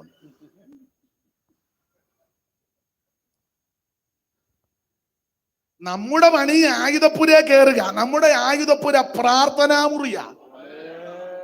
പെന്തിക്കോസുകാരന്റെ ആയുധപ്പുര പ്രാർത്ഥനാമുറിയാ. നമ്മുടെ പോരിന്റെ ആയുധം ജഡീകമല്ല, കോട്ടകളെ ഇടിക്കുന്ന ദൈവശക്തിയാ. അപ്പൊ ഇസ്രായേലിൽ ഈ കൊല്ലന്മാരുടെ അയ്യരുകളിയാ. ഈ കൊല്ലന്റെ പണി ആയുധം ഉണ്ടാക്കുക. അപ്പൊ കൊല്ലൻ എമ്പിടി ഉള്ളത് കൊണ്ട് ആയുധം ഇഷ്ടം പോലെ ഉണ്ട്. ആയുധത്തിന് പഞ്ഞമില്ലാത്തതിനാൽ ഇസ്രായേൽ മക്കൾക്ക് യുദ്ധത്തിൽ ജയമാണ്. യുദ്ധത്തിൽ ആയുധം ഒത്തിരി ഉണ്ട്. ഈ ആയുധം ഉള്ളത് കൊണ്ട് യുദ്ധത്തിൽ ജയം. അപ്പൊ ഫെലിസ്ത്യര് കമ്മിറ്റി കൂടി ചോദിച്ചു, ഇവന്മാര് വെച്ചടി ജയിക്കുകയാണല്ലോ, എന്നാ കാര്യം? അപ്പം ഫെലിസ്ത്യ മൂപ്പന്മാര് പറഞ്ഞത്, ജയിക്കാൻ കാര്യം അവരുടെ ഇഷ്ടം പോലെ കൊല്ലനുണ്ട്. അതിന് കൊല്ലം പച്ചിരുമ്പ് കാച്ചി പഴിപ്പിക്കുക, അടിച്ച് ആയുധം ഉണ്ടാക്കി കൊടുക്കുക, കൂത്തിയിരുന്ന് പച്ചിരുമ്പ് പഴിപ്പിക്കുക. പ്രാർത്ഥിക്കുന്ന അമ്മമാരുണ്ടെന്ന്, പ്രാർത്ഥിക്കുന്ന സഹോദരിമാരുണ്ടെന്ന്, പച്ചിരുമ്പ് കാച്ചി പഴിപ്പിക്കുന്നെന്ന് പ്രാർത്ഥിക്കുന്ന സഹോദരന്മാരുണ്ടെന്ന്, പ്രാർത്ഥിക്കുന്ന പിതാക്കന്മാരുണ്ടെന്ന്. അപ്പൊ ഫെലിസ്ത്യർ കമ്പറ്റ് കൂടി പറഞ്ഞു, അവര് ഇഷ്ടം പോലെ കൊല്ലനുണ്ട്, കൊല്ലനുള്ള കൊണ്ട് ആയുധത്തിന് വഞ്ഞമില്ല, ആയുധത്തിന് വഞ്ഞമില്ലാത്ത യുദ്ധത്തിൽ ചെയ്യാം. അപ്പൊ ഫെലിസ്ത്യർ കമ്മിറ്റി കൂടി ബില്ല് പാസ്സാക്കി, അങ്ങനെയാണെങ്കിൽ ഇസ്രായേലിലെ കൊല്ലനെ എല്ലാം അങ്ങ് ഒതുക്കിയേക്കാൻ. ഇസ്രായേലിലെ ഇത് പോയാൽ കിട്ടത്തില്ല, അതിനാ ഇരിക്കാൻ പറഞ്ഞേ. പിന്നെ ഇസ്രായേലിലെ കൊല്ലനെയല്ല ഒതുക്കുക. അങ്ങനെ ഒതുക്കി ഒതുക്കി ഒതുക്കി ഒതുക്കി ഇപ്പൊ ഇസ്രായേലിൽ കൊല്ലനില്ല. വായിച്ചേ, ശമൂവേലിന്റെ 1-ാം പുസ്തകം 13:19 മുതൽ വായിച്ചേ. എന്നാൽ ഇസ്രായേൽ ദേശത്തെങ്ങും ഒരു കൊല്ലനെ കാണാനില്ല. ഒരൊറ്റ കൊല്ലനെ ഇപ്പൊ കാണാനില്ല. കണ്ടോ, മാഷി ഇട്ട് നോക്കിയ ഒരെണ്ണത്തിന്. എന്നാൽ ഇസ്രായേൽ ദേശത്തെങ്ങും ഒരൊറ്റ കൊല്ലനെ കാണാനില്ലായിരുന്നു. ഇപ്പൊ ഈ പ്രാർത്ഥിക്കുന്നവരില്ലല്ലോ, കുറച്ച് അധികമില്ല. പ്രാർത്ഥനയെ പറ്റി പ്രസംഗിക്കുന്നവരുണ്ട്, ഇഷ്ടം പോലുണ്ട്. പ്രാർത്ഥനയെ പറ്റി പ്രബന്ധം അവതരിപ്പിക്കുന്നുണ്ട്, പ്രാർത്ഥനയെ പറ്റി ഉപന്യാസം എഴുതുന്നവര് ഉണ്ട്, പ്രാർത്ഥനയെ പറ്റി ബുക്ക് എഴുതുന്നവരാണ്. അതൊക്കെ തെറ്റാന്നല്ല, നല്ലതാണ്. പ്രാർത്ഥനയുടെ ഗ്രീക്കും ഹീബ്രുവും മൂലഭാഷയും പഠിപ്പിക്കുന്ന ആൾക്കാര് അത് വേണ്ടെന്നല്ല, നല്ലതാണ്. എന്താണ് പ്രാർത്ഥന? സബ്ജക്റ്റാ. എന്താണ് പ്രാർത്ഥന, എന്തല്ല പ്രാർത്ഥന?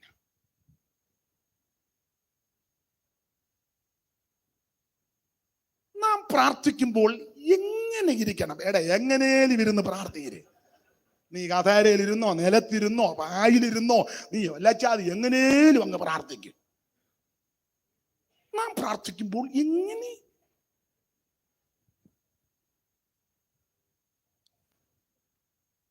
പ്രാർത്ഥനയുടെ ഗ്രീക്ക് തപ്പി ഊപ്പാട് വരികയല്ല, നീ 5 മിനിറ്റ് പ്രാർത്ഥിക്കൂ. അല്ല, ഇപ്പൊ ഒറ്റ കൊല്ലനെ കാണാനില്ല, വായിരേ. എന്നാൽ ഇസ്രായേൽ ദേശത്തെങ്ങും എന്നാ ഒരു മടുപ്പ്, ഒരു കൊല്ലനെ കാണുവാൻ. എന്നാൽ ഇസ്രായേൽ ദേശത്തെങ്ങും ഒരു ഒറ്റ കൊല്ലനെ കാണുവാനില്ല.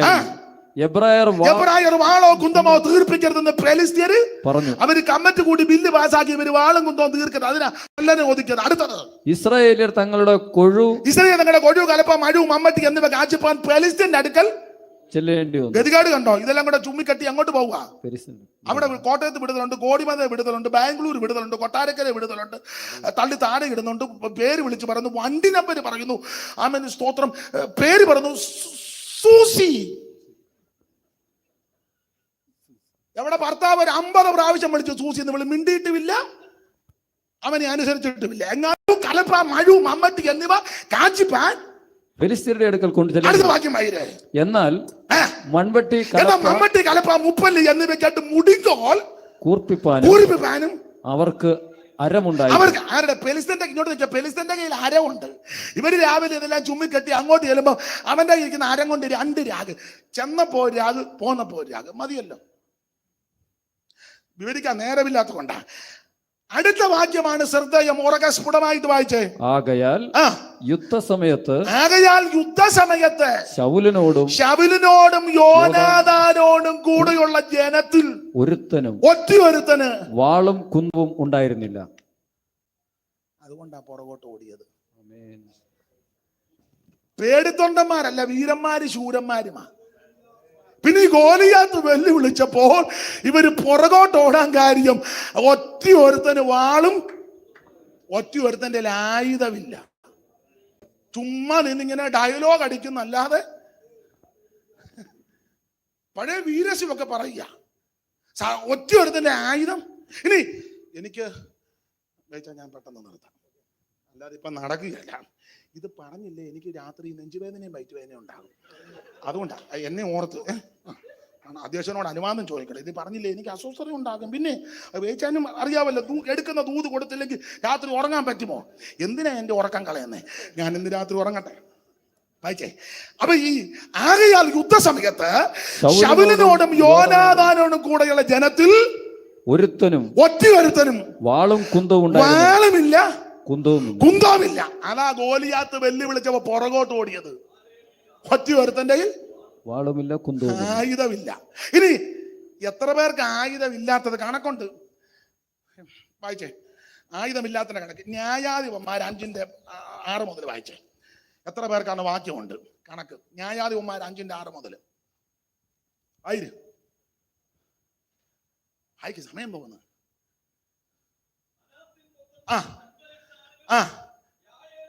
അനാഥൻ പുത്രനായ ശങ്കരൻ നാളിൽ യായേലും കാലത്ത് പാതകൾ ശൂന്യമായി വഴിപോക്കർ വളഞ്ഞ വഴികളിൽ കൂടി നടന്നു. ദബോരയാകുന്ന ഞാൻ എഴുന്നേക്കുന്നവരെ ഇസ്രയേലി മാതാവായിട്ട് എഴുന്നേക്കുന്ന നാൾ വരെ നായകന്മാർ ഇസ്രയേലി അശേഷമില്ല. അവർ നൂതന ദേവന്മാരെ വരിച്ചു. ഗോപുരദ്വാരത്തെങ്കിൽ യുദ്ധം ഭവിച്ചു. അടുത്തത് ഇസ്രയേലിന് 40,000 മധ്യേ എത്ര പേർക്ക് ആയുധമില്ലാത്തത്?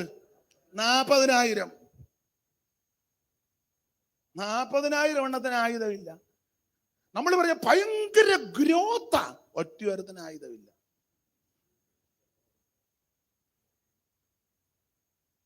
നേരത്തെ ചെന്നില്ലേ സീറ്റ്?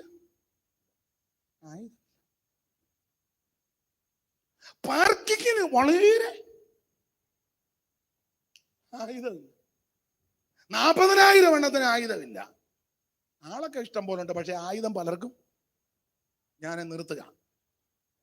ബാക്കി നമുക്ക് നാളെ സഭായത്തിന് വെക്കുന്നെങ്കിൽ. 40,000 എണ്ണത്തിന് ആയുധമില്ല. ഇനി ഉള്ളത് ആർക്കാ? ആ 13-ാം അധ്യായത്തിന്റെ ഒടുവിലത്തെ വാക്യം വായിച്ചേ. ഇപ്പൊ നമ്മൾ വായിച്ചു നിർത്തിയില്ലയോ? അല്ലല്ല മോളെ, ശാമുവേലിന്റെ 1-ാം പുസ്തകം 13-ാം അധ്യായത്തിന്റെ 19 മുതലേ നമ്മളെ വായിച്ചത് മുമ്പേ. ആ വാക്യം അതിന്റെ മേളിൽ ഒരു വാക്യോടെ ചേർത്ത് വായിച്ചേ ദൈവദാസി. ഇസ്രയേൽ തങ്ങളുടെ കൊടിയോ കലപ്പ മഴു മമ്മട്ടി എന്നിവ കാഴ്ചപ്പാൻ പെലിസ്തീനിടയ്ക്ക് ചെല്ലേണ്ടി വന്നു. അടുത്തത്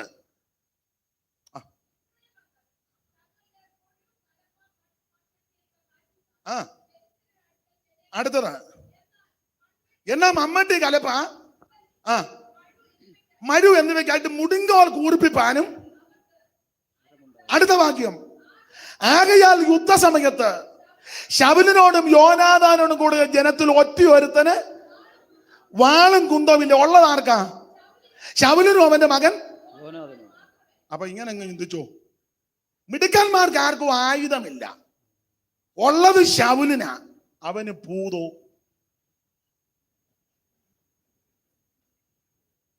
മനസ്സിലായോ? മിടുമിടുക്കന്മാരെല്ലാരും ഉണ്ട്, പക്ഷെ ഒറ്റയൊരുത്തന് ആയുധമില്ല. ഉള്ളത് ശൗലിനാ, അവന് ഭൂതം.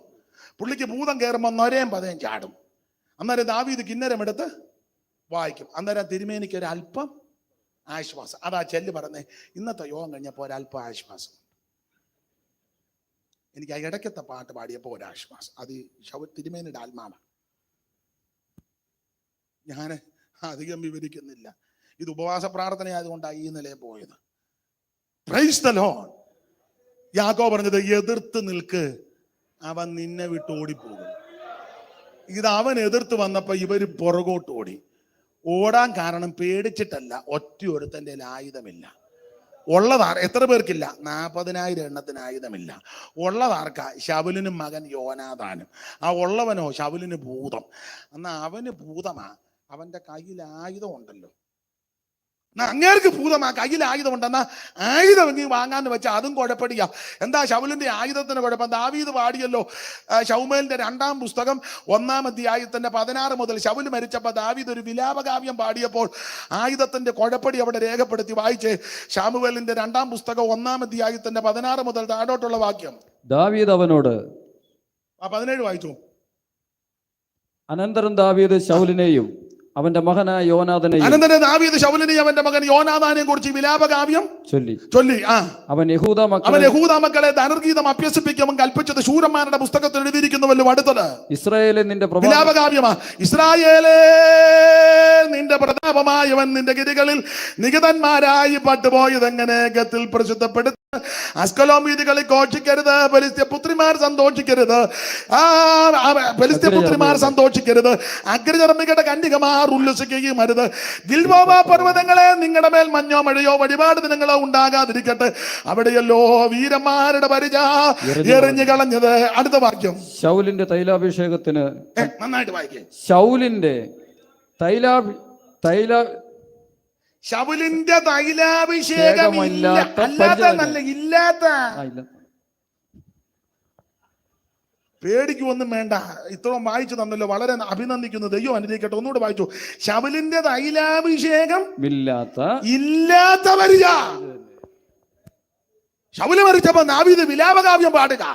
അവൻ യഹൂദ മക്കളെ ധനുഗീതം അഭ്യസിക്കാൻ കൽപ്പിച്ചു. അത് ശൂരന്മാരുടെ പുസ്തകത്തിൽ എഴുതി.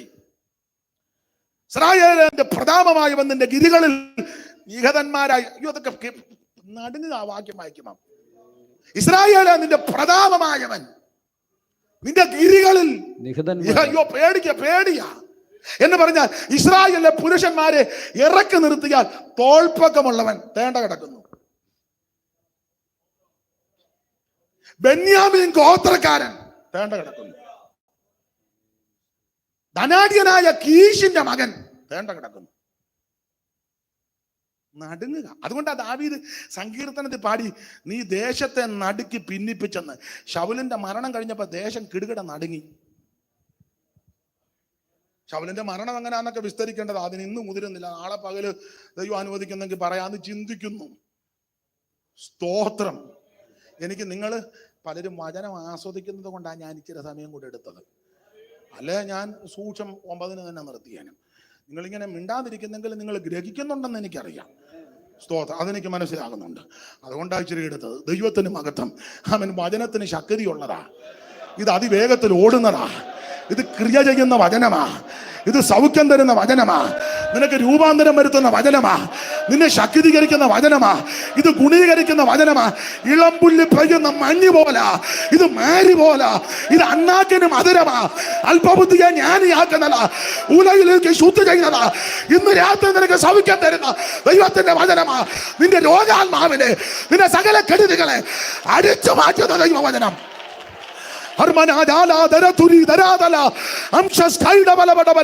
ഇന്ന് രാത്രി വന്നതുപോലെ തിരിച്ചു പോകരുത്. എല്ലാവരും സ്വോത്രം ചെയ്ത് ദൈവത്തെ മഹത്വപ്പെടുത്ത്. അതിവേഗത്തിലോടുന്ന വചനം, നിന്നെ സൗഖ്യമാക്കുന്ന വചനം, നിന്റെ ബന്ധനങ്ങളെ അടിക്കുന്ന വചനം, കെട്ടുകളെ പൊട്ടിക്കുന്ന വചനം.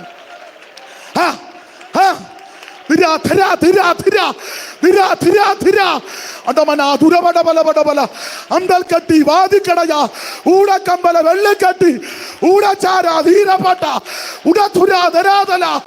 യേശുവിന്റെ നാമത്തിൽ ജയം. എല്ലാ പോരുകളും ഇന്ന് രാത്രി അറിയട്ടെ. വചനത്തിന്റെ ശക്തി, വചനത്തിന്റെ ശക്തി. അടത്തുര തുകത്തുര അടമനെ വൈശസ് കൈഡി അർത്ഥരാജ വൈഡബല ബടബല ബടബല.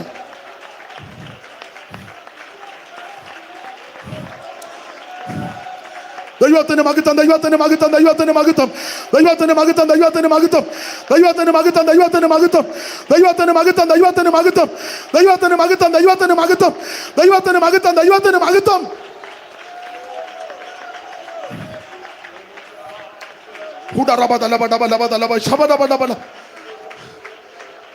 കരമുയർത്തി ഹല്ലേലൂയ പാടാ. എതിർത്ത് നിൽപ്പീൻ, എന്നാൽ അവൻ നിന്നെ വിട്ടോടും. അവൻ നിന്നെ വിട്ടോടണമെങ്കിൽ പൗലോസ് പറയാ, സർവായുധ വർഗം ധരിച്ചോണം. സത്യം അരക്കി കെട്ട് നീതി എന്ന കവചം ധരിച്ച് സമാധാന സുവിശേഷം കാലിന് ചെരുപ്പാക്കി രക്ഷകയുടെ ശിരസ്ത്രം പേറി ആത്മാവിന്റെ വാളെടുത്ത് എല്ലാറ്റിനും മീതെ ദുഷ്ടന്റെ തീരമ്പകളെ കെടുത്തുവാൻ വിശ്വാസം എന്ന പരിധിയെടുത്ത് പോരാ. സകല പ്രാർത്ഥനയാലും യാതനയാലും ഏത് നേരത്തും ആത്മാവിൽ പ്രാർത്ഥിക്കുവാൻ. Price the Lord. അങ്ങനെ പ്രാർത്ഥിച്ച് സർവായുധവർഗധാരികളായി ഈ മലബാർ സൗത്ത് സോണിലുള്ള എല്ലാ കർത്തദാസന്മാർക്കും എല്ലാ ദൈവമക്കൾക്കും ദൈവം കൃപ തരട്ടെ എന്ന് ആശീർവദിച്ച്